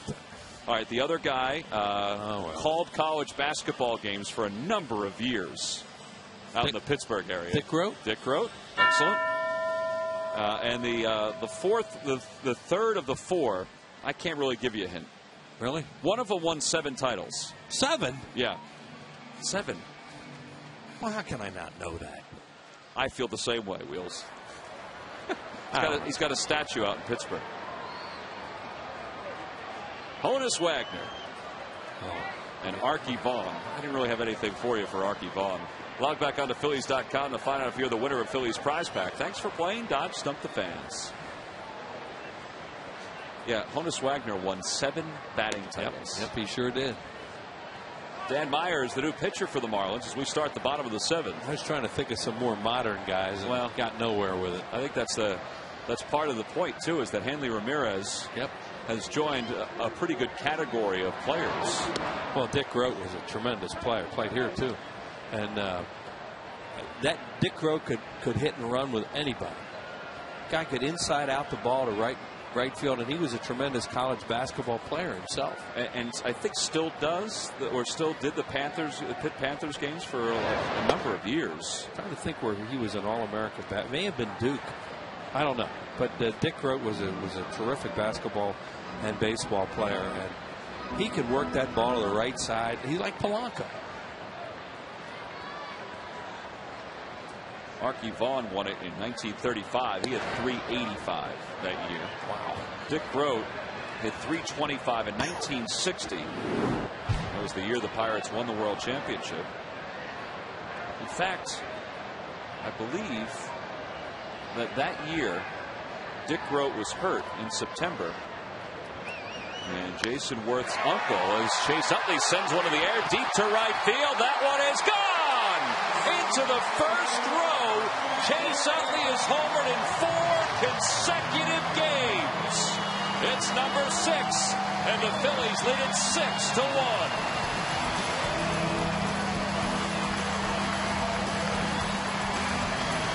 Dan Meyer comes in out of the bullpen. The first guy he faces, they bring him in to face him. from left-handed hitters. Utley gets all over this. Line drive home run. Down and in a little bit. Just drops a bat head on it. Boy, those left-handed hitters love a ball down and in. 6 home runs for Chase Utley, which means he now leads the National League, one more than Albert Pujols. And Ryan Howard takes one down and away. 1 ball and no strikes to Ryan. Boy, he has got some stroke going right now, doesn't he? He gets off to. He's one of those guys that gets off to great starts. Not many players do. It seems like every year Chase Utley comes right out of the gate swinging the bat. Ryan Howard does it. I think, well, 2 things help Ryan Howard. He changed his approach, but also all the warm weather we've had. Ryan lines one toward right center. That's it for a base hit. Second hit of the night for Ryan Howard. He's aboard. Well, the Phillies have greeted Dan Meyer rather rudely, and it began with Chase Utley's 6th home run of the year.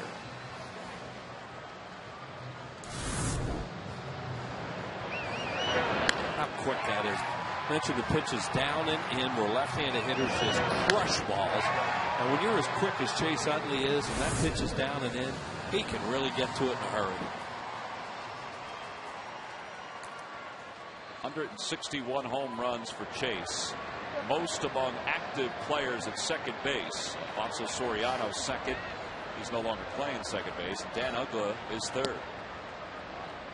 And Jason Ward takes a fastball for a strike. It's 0-1.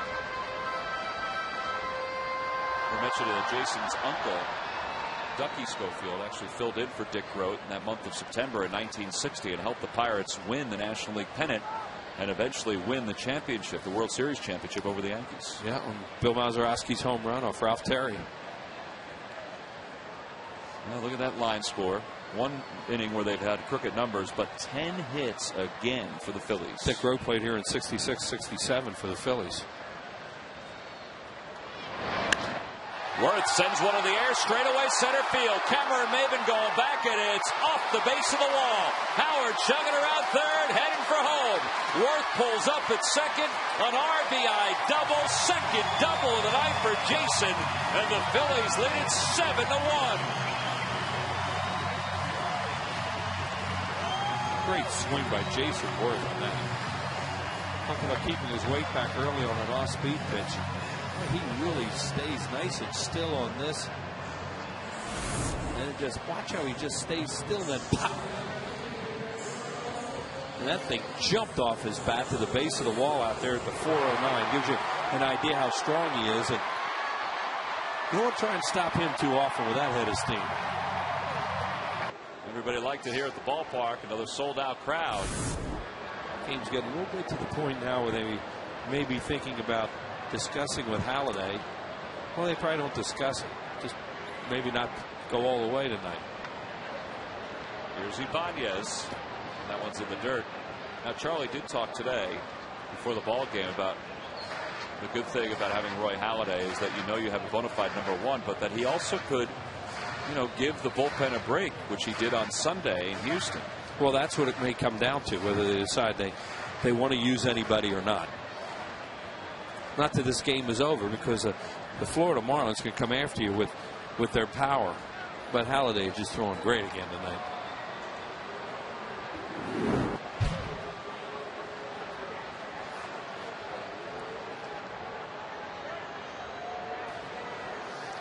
Still got that look, so he's in the game.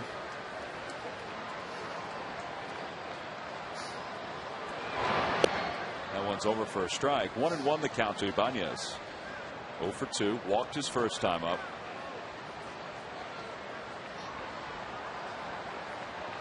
Jason Worth on second.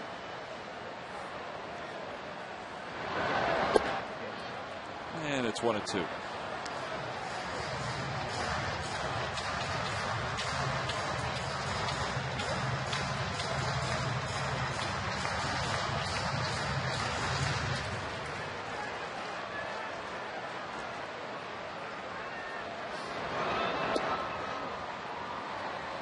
Dan Meyer last year had an ERA wheels of 3.09 in 71 games for the Marlins. Now we're only 10 games into the year, but he's been struggling. He did a good job for them last year, and that's why they hoped he could come back and do that. You know, when you're in this division, you need left-handed pitchers in your bullpen to deal with the Phillies, and he did a good job.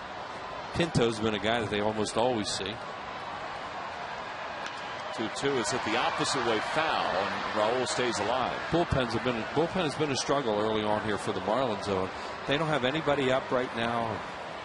You know, they've been in that Cincinnati series. Freddie Gonzalez had to use a lot of pitchers. They had extra inning games. And it is quiet. It's quiet downstairs, and it's quiet upstairs as well. That one's in the air, foul. Way up there. That's a weapon coming down. They probably didn't think they were going to get a foul ball tonight.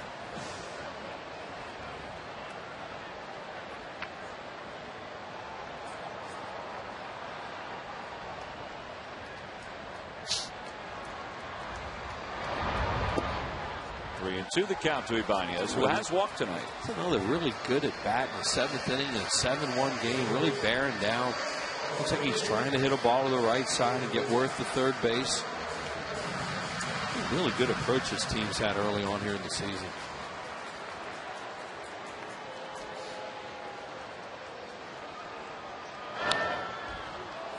Got to think that Roy Halladay sat in that dugout yesterday during that ring ceremony the same way Ibanez did last year, thinking, man, I want to get one of those. And Ibanez was able to take part in the ceremony this year.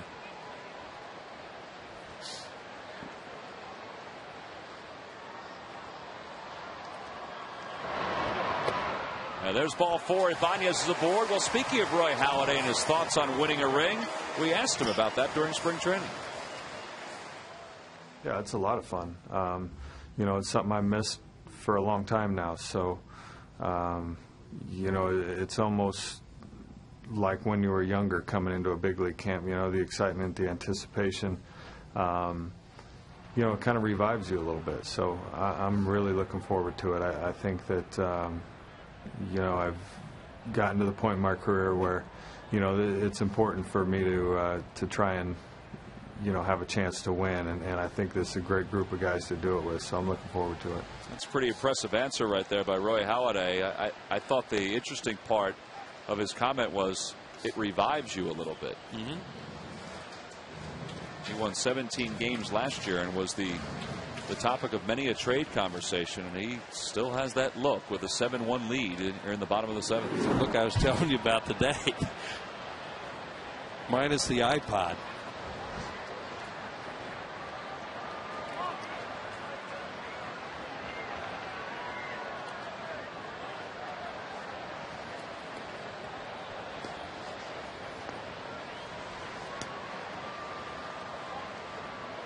To the count to Castro. 2 RBIs tonight for Juan. It's starting to rain again. They've gotten to this point and gotten the 7 out of Halliday. I just figured they weren't going to start this game or try to do too much here tonight if they thought they're going to lose Halliday because of a long rain delay.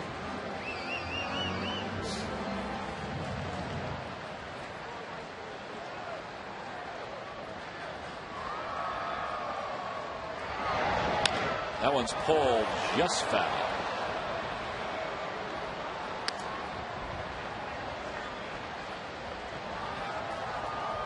So the count, 1 ball and 2 strikes to Castro. Hey, in recognition of the 40th anniversary of Earth Day, fans coming to the games on Saturday and Sunday are invited to donate used cell phones inside the first base gate at Citizens Bank Park.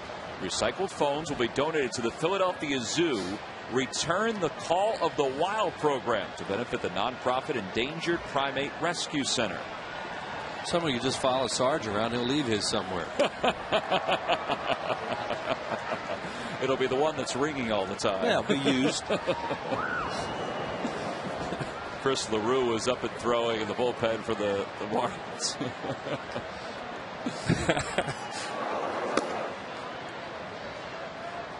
2-2 the count to Castro. Back toward the middle, right through the 5 hole and into center field. Werth's going to score. Maven's throw comes into short. An RBI for Castro. We've said that 3 times tonight. The Phillies lead it 8-1. Not going well for Dan Meyer this inning, that's for sure. The Phillies are staying after it with real good at-bats in this inning. And adding runs. Here is Juan with that single right through the wickets.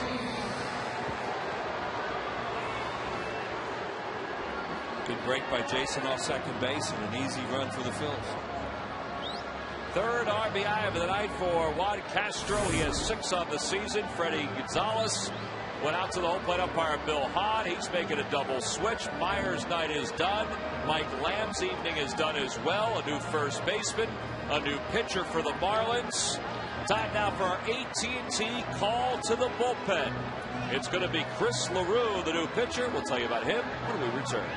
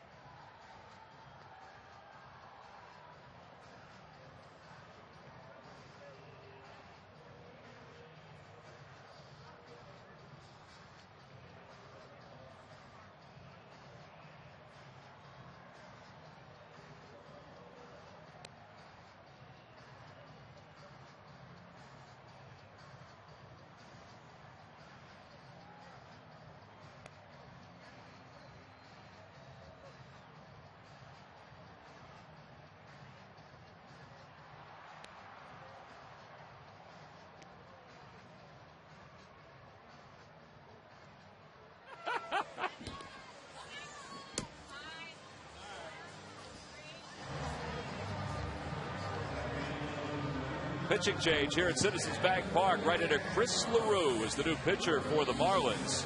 He'll take over an 8-1 game. Nobody out. Here at the bottom of the 7th inning, 3 runs have scored for the Phillies. LaRue last night, an inning. He allowed a hit and a run. No walks, no strikeouts.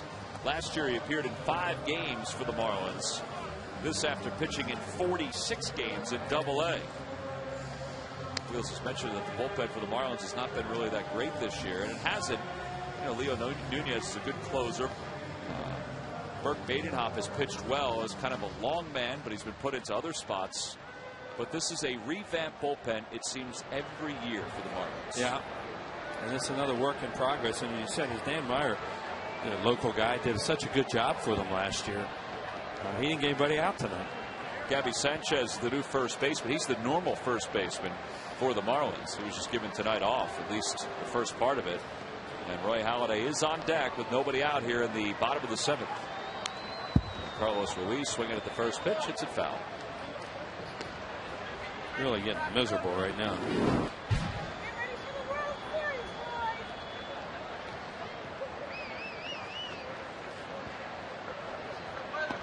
Charlie must have said something to break that stare from Roy. Doc was looking over toward Charlie and he was laughing.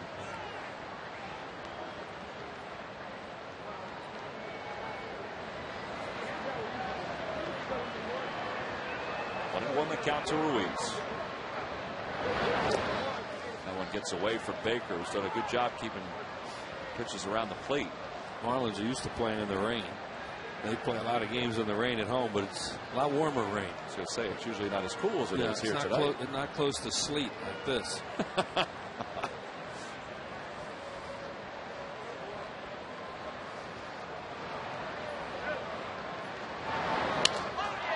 In the air to left field, Carroll makes the grab, 1 away.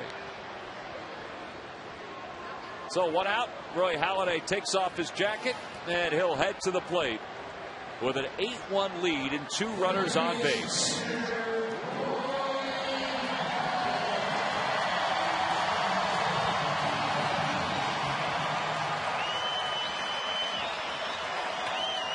Think the fans are enjoying his first night at home? Hope so. A lot nicer nights to pitch during the season. Chops that one foul. He likes to swing.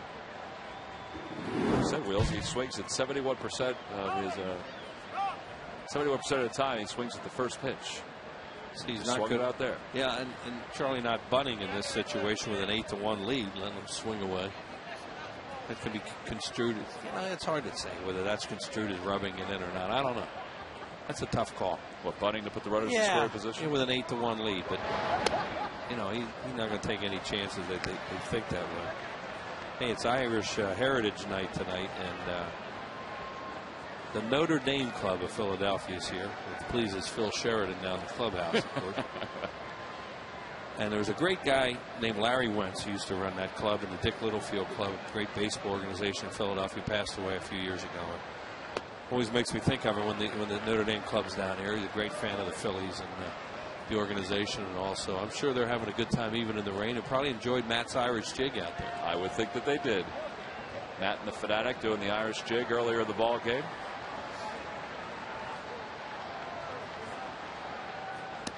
Whoa. Halliday takes one way outside. 2 balls and 2 strikes to count.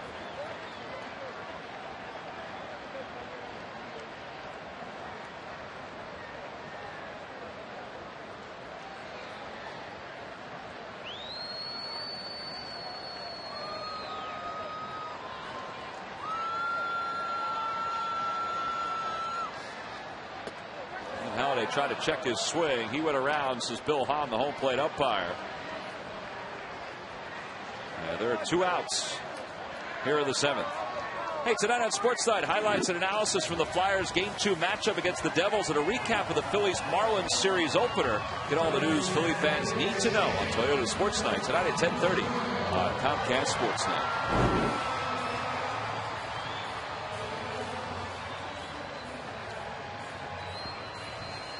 So 2 outs now with 2 runners on. Flyers and the Devils are tied at 3 in the second period. Flyers just tied it up. They took game 1. They'll be back home here in Philadelphia for game 3. As Victorino takes one outside. And that'll be this Sunday. So you can have yourself an action-packed day. You can get a Phillies game during the day and then see the Flyers afterward.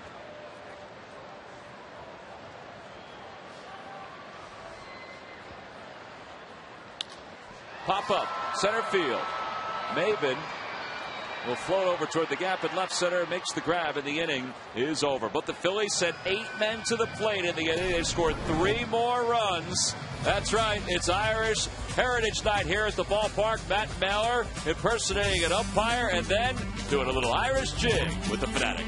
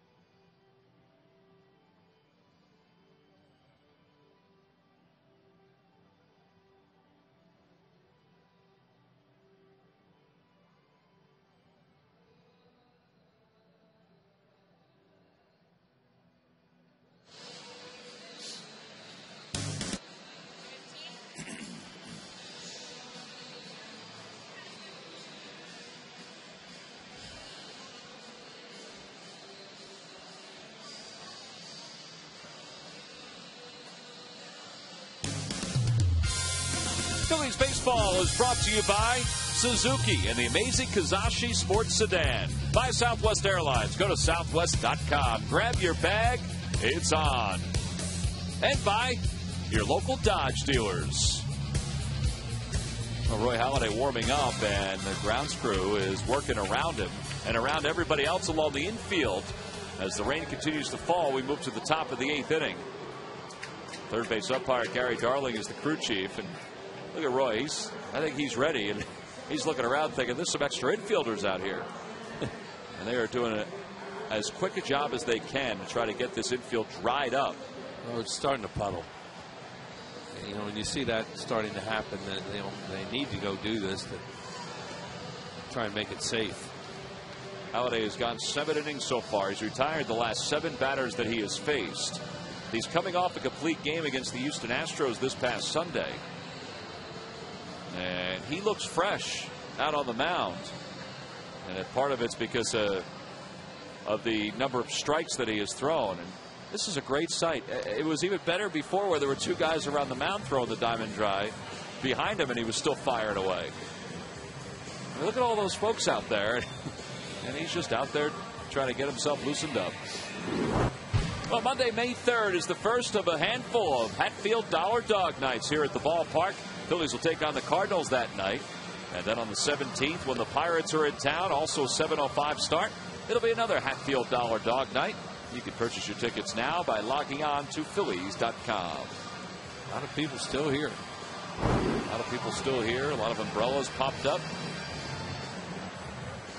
Grounds crew is doing a great job trying to get all the moisture dried up, but there's still a lot of folks out on the infield dirt. And Roy Halladay, in his first appearance in a Phillies uniform here at Citizens Bank Park, you know, we said before that it was somewhat anticipated. It really was, Wheels, because, you know, this is a guy who was so good in his first 2 games, had picked up his 150th career victory, but it was odd when you thought about it that his first 2 starts were away from the ballpark. Yeah, it's funny. He didn't pitch in Clearwater that much this year. He pitched the first exhibition game, and that was it. Didn't see him again in Clearwater. So the Phillies fans have really not had that much chance to see this guy in person, except for that large contingent that went down to Washington. That is true. They made it like a home game that afternoon down in Nationals Park. But yeah, it was. I know we were all looking forward to see how he would pitch here. He's pitched in this ballpark before. He came in after a rain delay one time when the Toronto Blue Jays were here a few years ago. Absolutely. And it was lights out after that, just like it is tonight. He's been tremendous in this game tonight. Good fielding pitcher. Remember that play he made against the Astros? And these were the 3 outs in the first inning. Gets Baker to strike out there after the ground out from Maben, and then the ground ball to short off the bat of Hanley Ramirez and Castro. And then he just kept dealing with strikeouts, weak outs, few line drives. There's a breaking ball. He uses curveball tonight, another ground ball.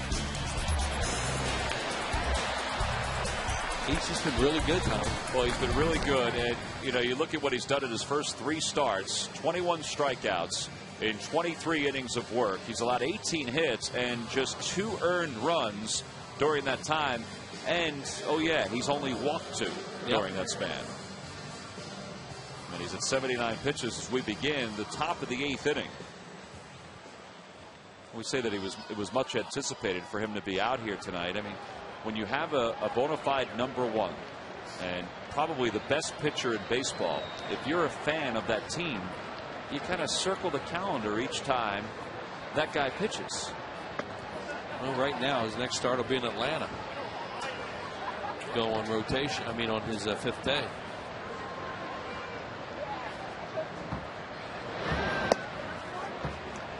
This is Brett Carroll leading things off for the Marlins.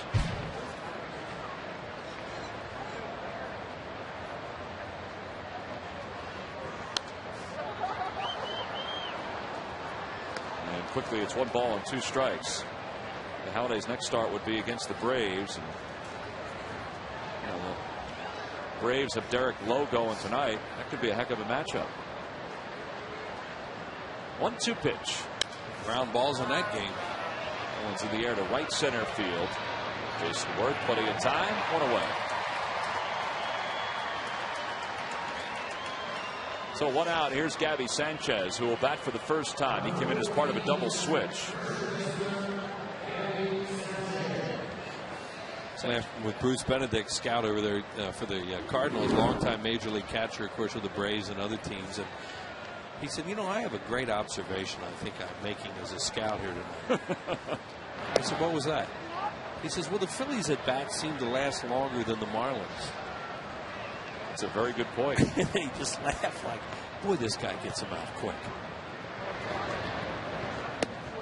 Sanchez takes one down low, 1 ball and 1 strike. Well, and you can also add to it the approach the Phillies hitters have had.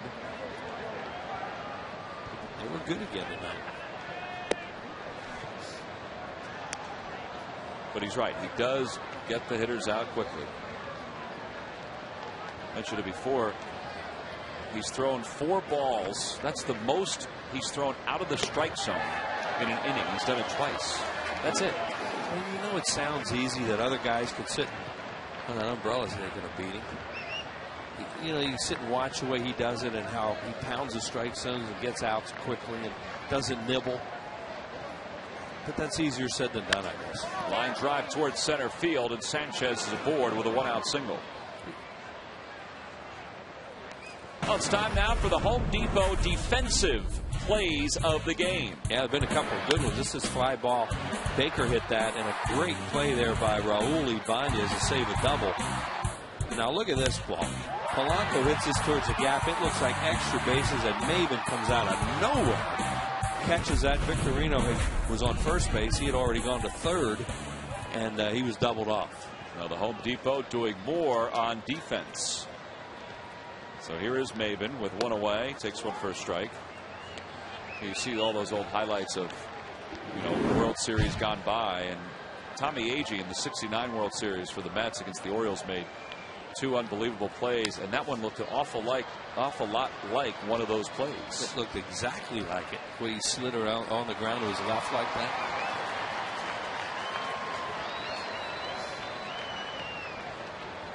And Ibanez, as we've grown to be accustomed to his first 2 years in Philadelphia, is a pretty good defensive outfielder. I mean, he's not as quick as he used to be, but he gets to a lot of balls. He's moving better right now, too, than he did last year for the second part of the season. He's not swinging the bat the way he hopes he will, and they hope he will, but he is moving around better in the outfield. That's his crew out there.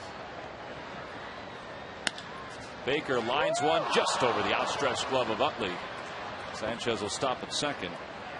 So 2 hits in the inning for the Marlins. And it's only the second time that's happened tonight.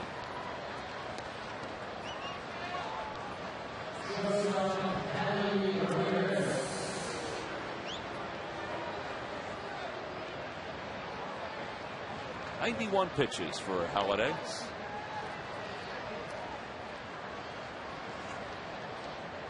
Pound the strike zone. Pretty good example when you look at that ball strike ratio. Now, he'd be the first one to tell you don't want to throw. When you throw strikes, it's great, but you don't want to throw them down the middle either. And, you know, with an 8-1 lead, you may have a little bit more of a tendency to do those kind of things. But for the most part, he really can work the corners with strikes or close to being strikes that they'll chase. Like that one. Yeah, that was a little change-up. And I don't think Ramirez has seen many of them tonight. Yep, look at the splits in his fingers right there, and it's change-up, and he's swinging fastball all the way.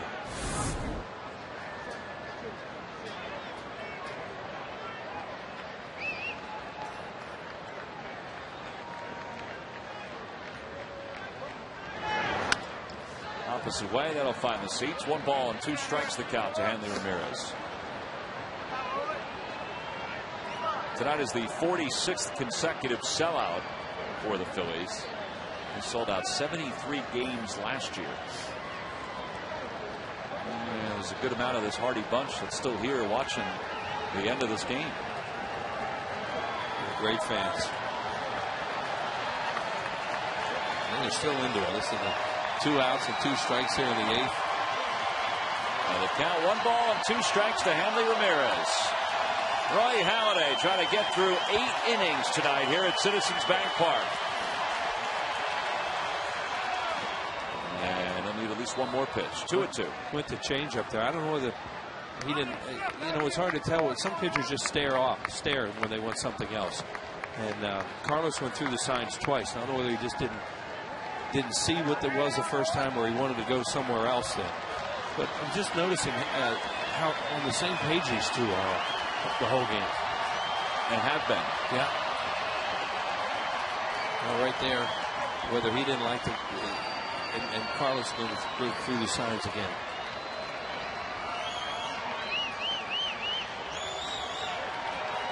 Two and two the count. And that one a little low. 3-2. Went to a curveball.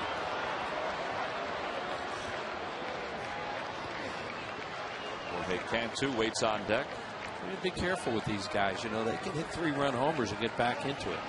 They are a tremendous power hitting team. 10 home runs this year for the Marlins. Runners go. Pitch is lined toward left. It's pretty deep. Ibanez going back. He's not going to get it. Right off the base of the wall. 1 run scores. That's going to be it. Ramirez goes to second. And he's got an RBI double. It's now 8-2 Phils.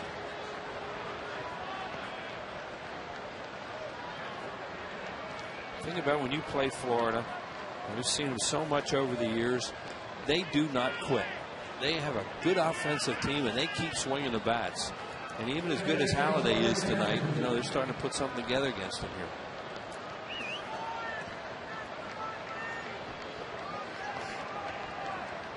Well, here's Cantu, who is 1 for 3. He's extended his hitting streak to 11. Rich Dubie's to the phone, and they're going to get that bullpen working with 2 outs here in the 8th inning. Yeah, base hit here. They cut it in half. Cantu would continue that long streak he has. An RBI, a hit and an RBI in consecutive games.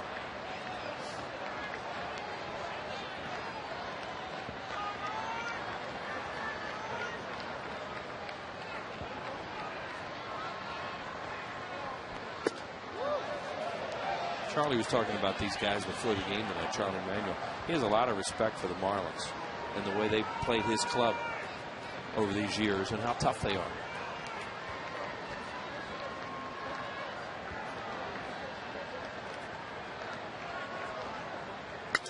That one's off the end of the bat. A flare to right center. Jason Worth coming over. And that's the inning for the Phils and the Marlins here at the top of the 8th inning. Roy Halladay allows a run on 3 hits. He strands 2 in scoring position.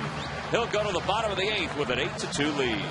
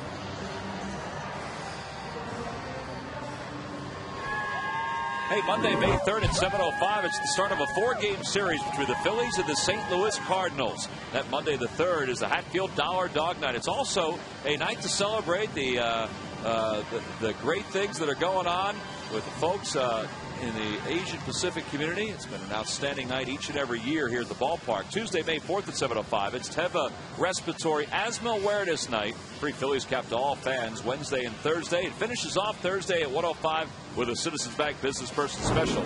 You can log on to Phillies.com right now to purchase your tickets. Well, in between innings, Charlie Manuel walked over to Roy Halliday, and I think he told Roy, well, nice job tonight, big boy. That's going to be it.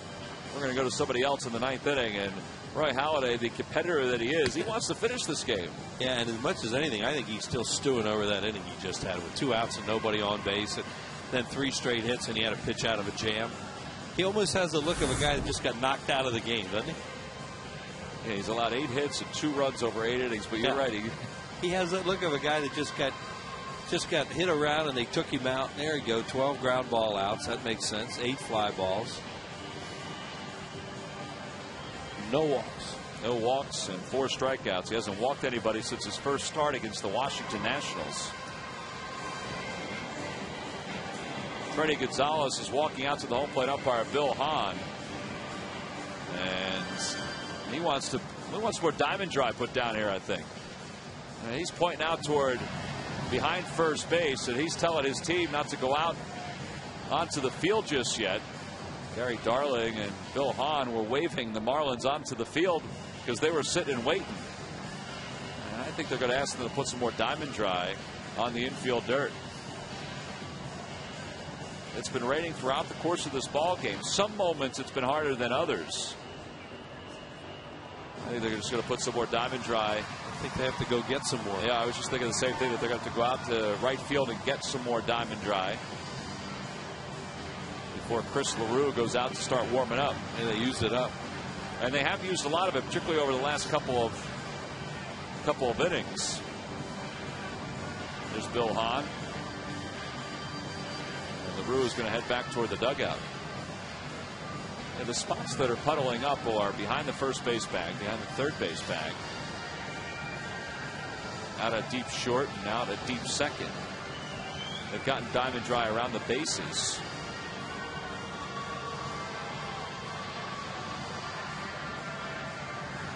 So as they get things in order here at Citizens Bank Park, put some more diamond dry down. We'll step aside and we'll be back with the Phillies leading at 8-2.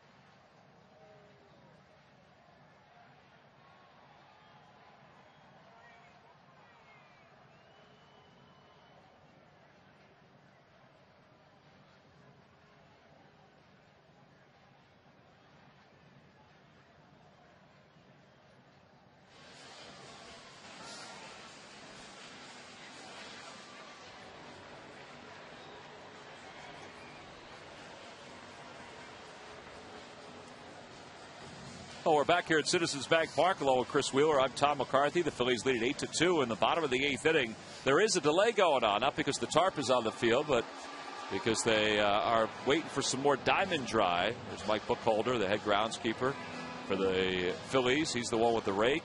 Roy Halliday is just sitting and watching. And they're dumping some diamond dry around second base just to soak up some of the moisture. It continues to rain here at the ballpark, and they've used a lot of bags tonight to try to make sure that this field continues to be in playing shape. Coming up for the Phillies are the final 2 games of the series against the Marlins tomorrow and then Sunday. It wraps up on MyPHL 17 on Sunday afternoon. And then the road trip for the Phillies. And this is a dandy of a road trip for the Phils. It's 9 games in 10 days.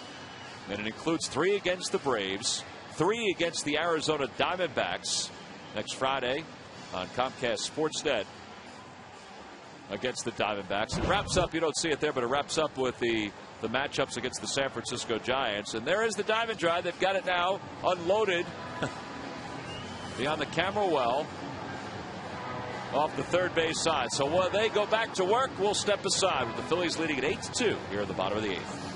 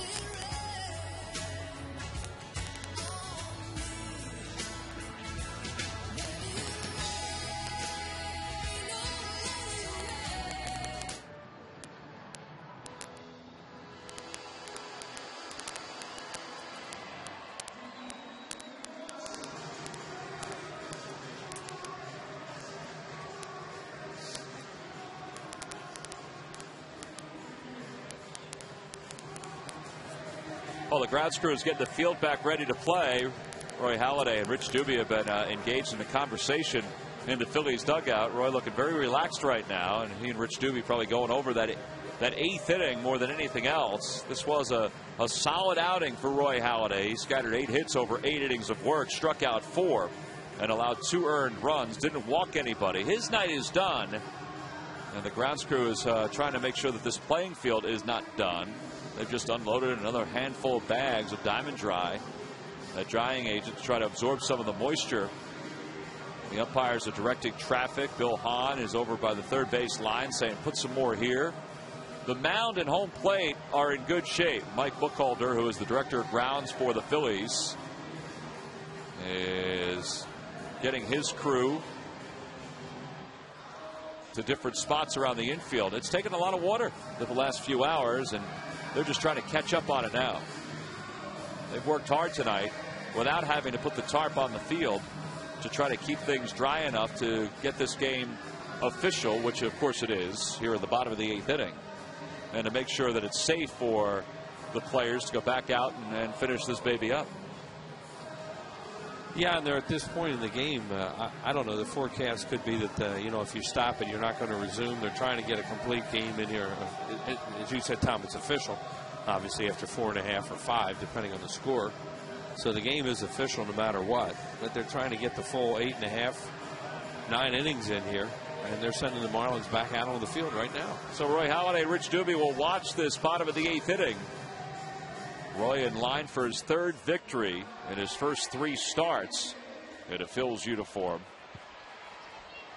The Phillies jumped out to 3 runs in the bottom of the first. It began with Ryan Howard's RBI single. And then Juan Castro, his first of 3 RBIs. That brings home Chase Utley. And then finally Carlos Ruiz right under the glove of Dan Uggla. That brings Ryan Howard across the plate. Phillies sent 9 men to the plate in that first inning to give Roy Halladay a 3-0 lead. Yeah, Halliday batted in the first inning, and they also had 3 walks mixed in there in that first inning. A real good on-base percentage first inning, scoring 3 times. And, you know, for a guy like Halliday, that's a pretty good start to have a good night. Well, I mentioned the Phillies came into this ball game averaging 7.7 runs per game. They have now scored 77 runs in the first 10 games of the season. So their average is, you know, still at that same number, and that's pretty impressive to think about an offense that can put that kind of firepower together, even though it's still just the first month of the year. Placido Palanco is scheduled to lead things off here in the bottom of the 8th inning. And Polanco's been a big reason why the Phillies have been able to put that firepower together. He homered tonight, a solo shot back in the 2nd.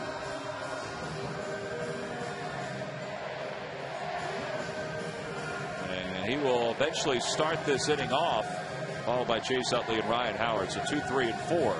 As Chris LaRue finishes up his warm-up tosses, the grounds crew put the final touches on the infield dirt. And here's Placido Polanco's home run back in the 2nd inning. He had a fastball there, and he wishing it fair, and it was right off the string. Yeah, he was wishing it fair, and Ebal Sanchez was wishing it foul. Polanco his 2nd home run, so now he'll go to work here in the bottom of the 8th with the Phillies leading at 8-2.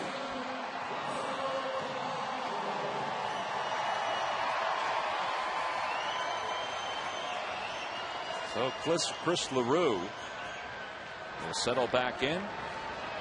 He came on in relief of Dan Meyer in the 7th. And he delivers a fastball for strike 1.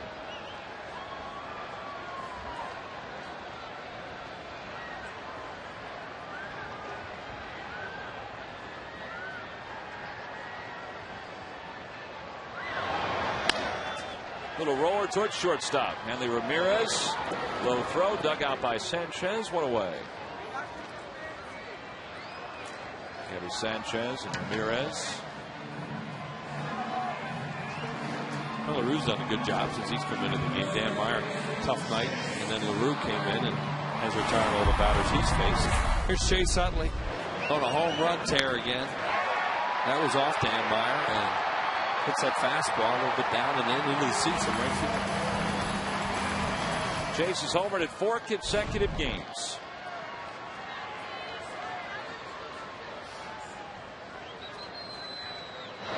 And he takes one down and away. 1 ball and no strikes. We saw Chase have this kind of spurt of home run pop in the World Series last year, so he could do it. For tonight, the stat was he had homered in 3 straight games, 5 times in his career, including this week.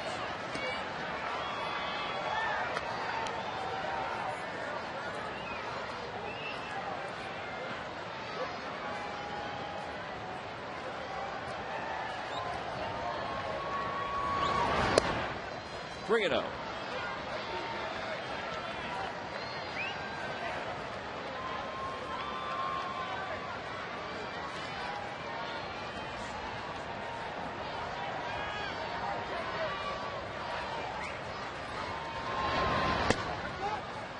That's on the inside corner, so 3-1 now to Chase.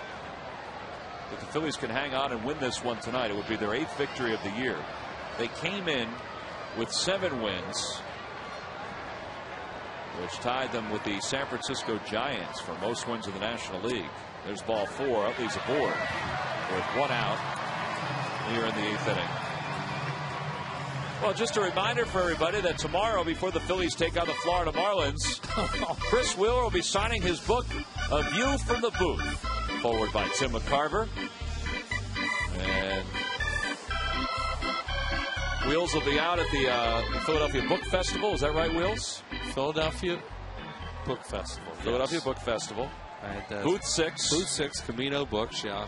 I think it's between Wood and Vaughn. Vine. Vaughn. Wood and Vine Streets. You got Archie Vaughn still on your mind. Yeah. Or Mo. Well, just so you know, we have had a number of requests from folks who, are wondering if you are going to do a book reading. I can tell you're hurting for film material right now. Well, no, we're just trying to promote your book. Yeah, I know. Thank you. No reading. Some time. No readings. That one is a 1 hopper towards second. Could be 2. Ramirez will turn it. It is 2. 5-6-3 on the double play, and the inning is over. So we go to the 9th with thoughts of Wheels book signing tomorrow and another Phillies victory.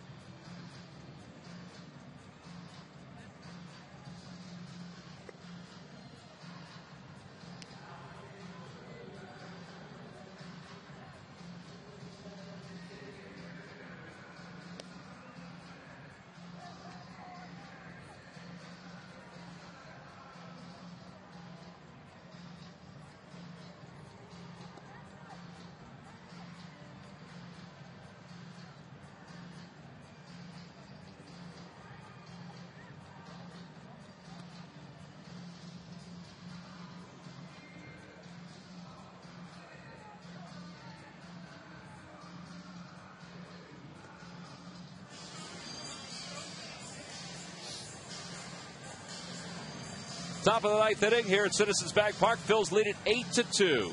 And the new pitcher for the Phillies is right-hander David Herndon, who will try to finish this one off for Roy Halladay. 5th ball game for Herndon. He has 3 strikeouts and 4 1/3 so far. He's looked pretty good. His sinker has been lively.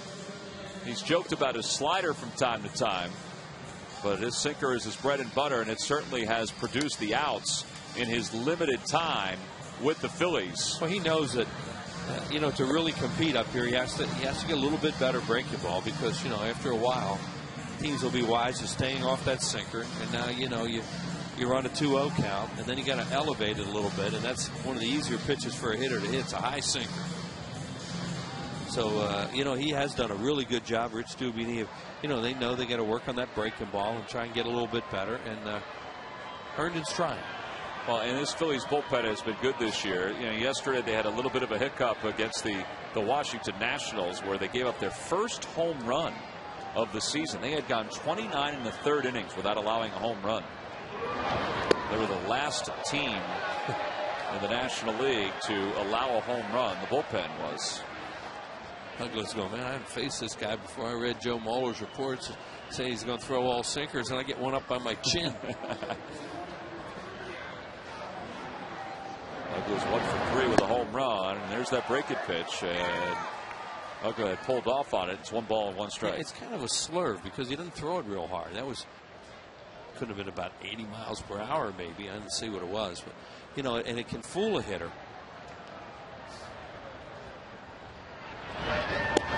And he comes back on the inside part of the plate with a 91-mile-an-hour sinker, and it's 1-2.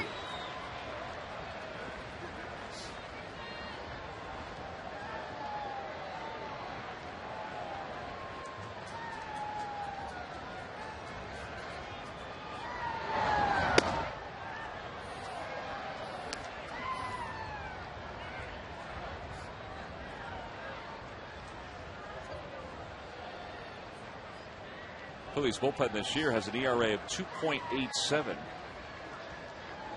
And that jumped up after yesterday's ball game. Back toward the box, under the fingertips of Herndon, picked up by Utley, off balance throw, not in time.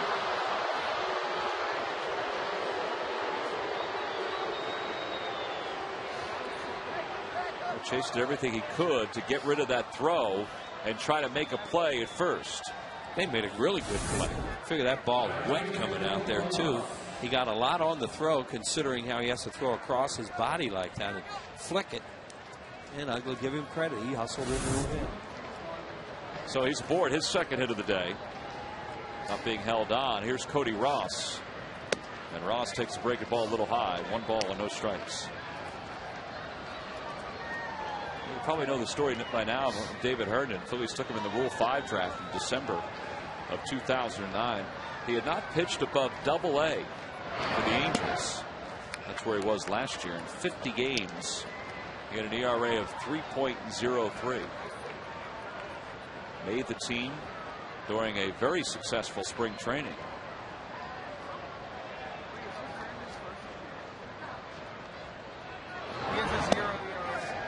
And there's a strike. It's 2-1.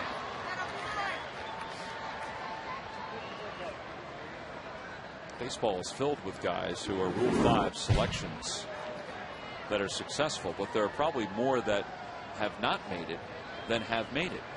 Yeah, most have returned to their original clubs. And there are 3 on the field right now who have made it. Herndon is one. Dan Uggla over at first base is another. A Rule 5 pick out of the Arizona Diamondbacks organization. And the Phillies have a pretty good center fielder in Shane Victorino, who was a Rule 5 selection twice. Once by the Dodgers, or I should say by the Padres, and another time by the Phillies.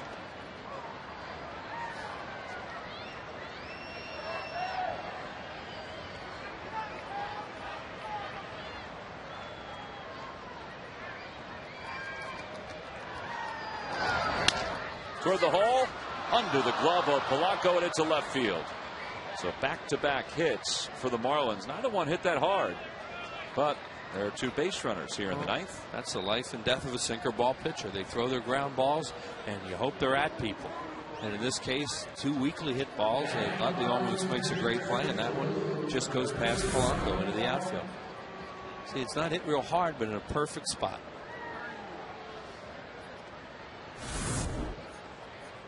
So Herndon, with nobody out here in the ninth, has 2 runners aboard. And here's Brian Barton, 0 for 2 as a pinch hitter.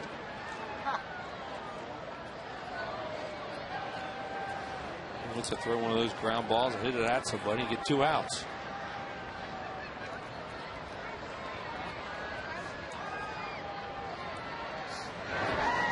Barton was a non-roster invitee this year by the Marlins, who last year played in 52 games with the St. Louis Cardinals and hit .233.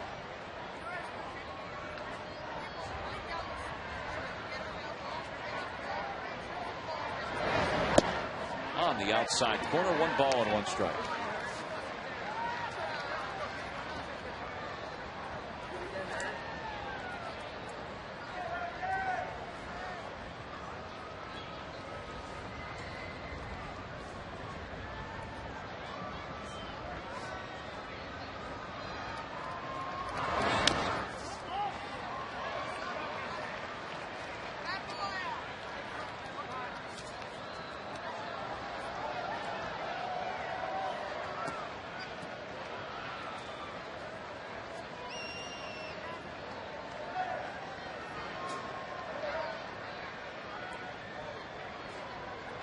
One and 2 the count to Barton.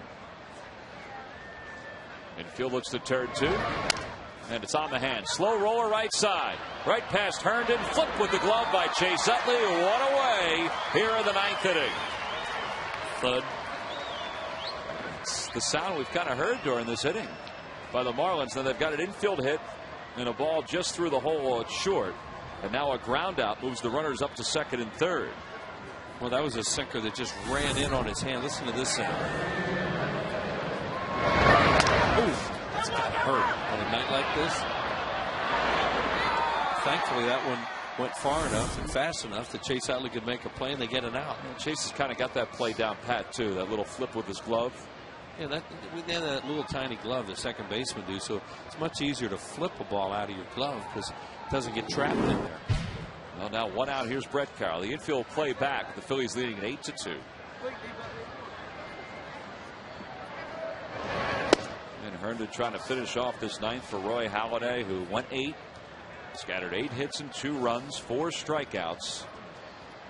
See the way the infield is aligned. Yeah, they're back because they care about a run here. They just want to get another out and get out of here. Need 2 more. Carroll tried to check. They appeal. No swings. This is Mike Estabrook.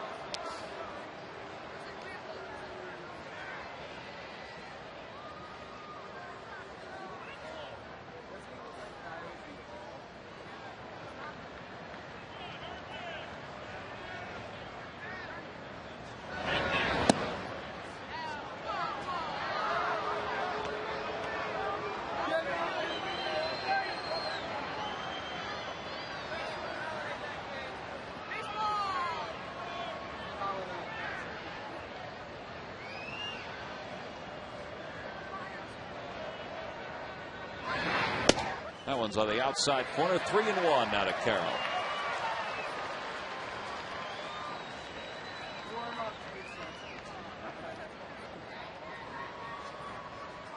Phillies trying to pick up their 3rd win here at home. 45 wins a year ago here at Citizens Bank Park.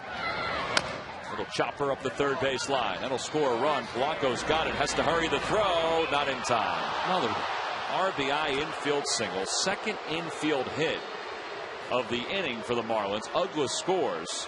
It's 8-3 Phillies. There's not much you can do. I mean, he made another good pitch there, jammed him. And we showed how everybody's all the way back with the lead that they have. So by the time Palanco can get there, you say that thing was snaking along the ground. And a good hustle there by Carroll and gets himself an infield hit. So Carroll's aboard. 3 infield hits in this inning. Rich Doobie out to the mound to talk to Herndon. Or 2 infield hits and the ball in the hole.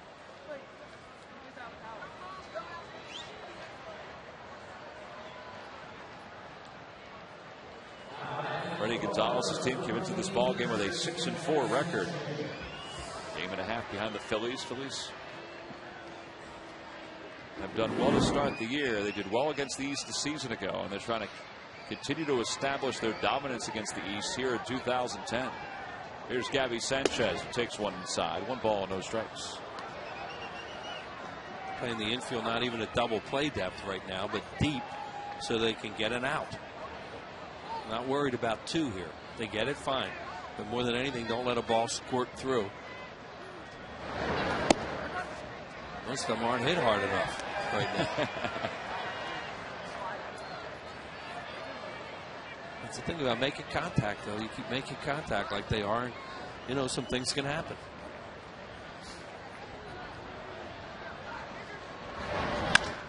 Towards center field, Victorino on the run, back to the infield, still going back over his head. 1 run's going to score, rounding third, and stopping there is Carroll. An RBI double by Sanchez. He's got 2 hits coming off the bench. It's now 8-4. Charlie's thinking I got to get Ryan Matson up soon. Yeah, sure he is. Absolutely. Well, just as we say that, Matson does get up and starts to throw. Yeah, this is typical of the Marlins, the way they stay after you. And now Matson gets up, and now they're at the top of the order. You know, this looked like, you know, he had a chance to just get Herndon in here, get some outs, go home, and they keep staying after him. And that ball was smoked. Everything else this inning has been hit pretty softly. His problem, too, has been that he's fallen behind. But now he'll go back to work against the top of the order, as Will said. Well, you see, there's a high sinker. We talked about that. High sinkers go a long way. And that one went over Victorino's head.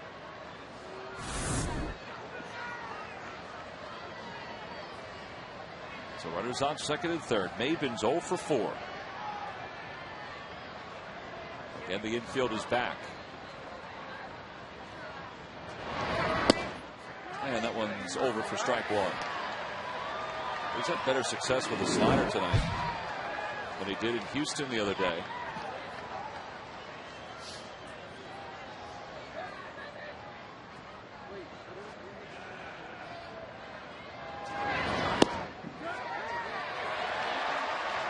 So another one for a strike.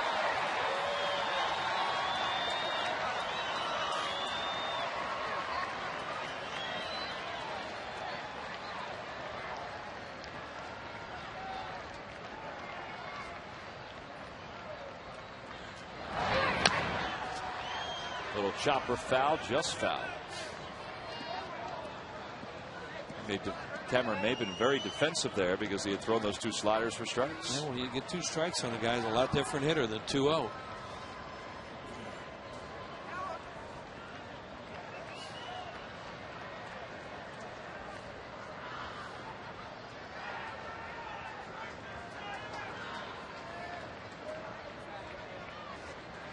To the count to Maben. Here's the pitch.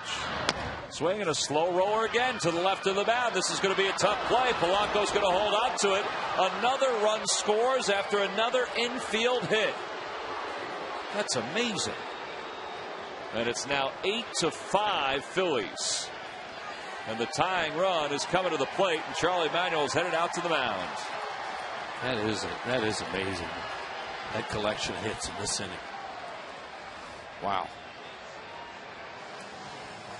He didn't want to use Ryan Matson if he didn't need to. Well, he needs to. So Charlie calls to the bullpen. Matson takes one last drink.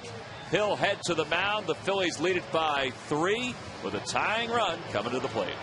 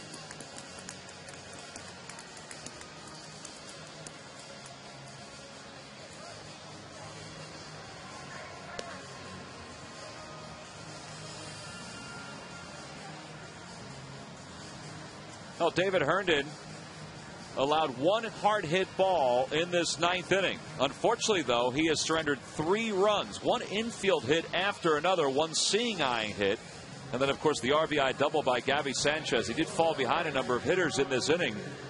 He struggled as far as the runs go, but now they'll have to hand it over to Ryan Matson in what is a save situation. That was some collection of dribblers right there. Wow. He had the infield hit to start the inning by Dan Uggla. Then Cody Ross just placed one right under the glove of Palanco at third, who dove for it through the hole.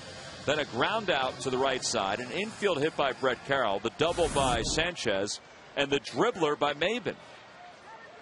And he runs well. Yeah, and Maben can fly, so Palanco wasn't even going to throw that one. He was hoping maybe the runner would come around third. And Castro could sneak in behind him. So here's Matson looking for his 3rd save of the season, facing John Baker. And he delivers a fastball inside, 1 ball and no strikes. Baker tonight, 1 for 4. Sanchez is over at third. Maben's over at first, and the Phillies at double play depth. Yeah, now a little more at double play depth, right. That one toward first, gloved by Ryan Howard. The throw to second for 1. Matson is there, and he can't get his foot on the bag. A run scores, 2 away here in the 9th.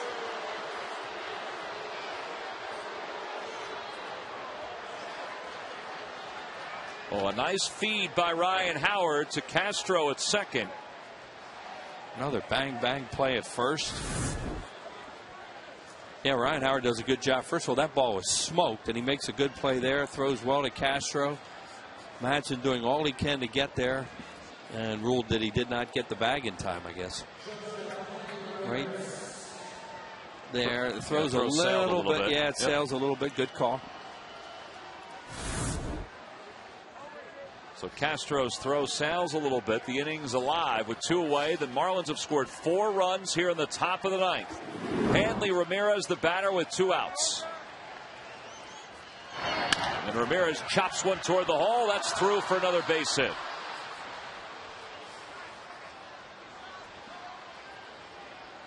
Three hits now for Hanley Ramirez. And the Marlins have batted around here in the top of the 9th inning.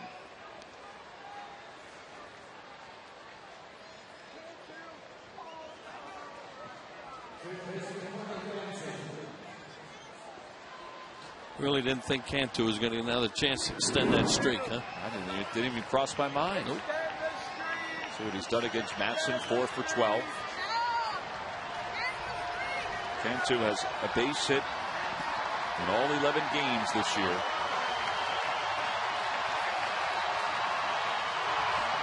And he takes one for a strike, 0-1. He's got an RBI in the first 10. The last 14, counting the final 4 games of a year ago. And Matson trying to get him out here to finish off this ball game. Down to the point now, we got to guard the line at third.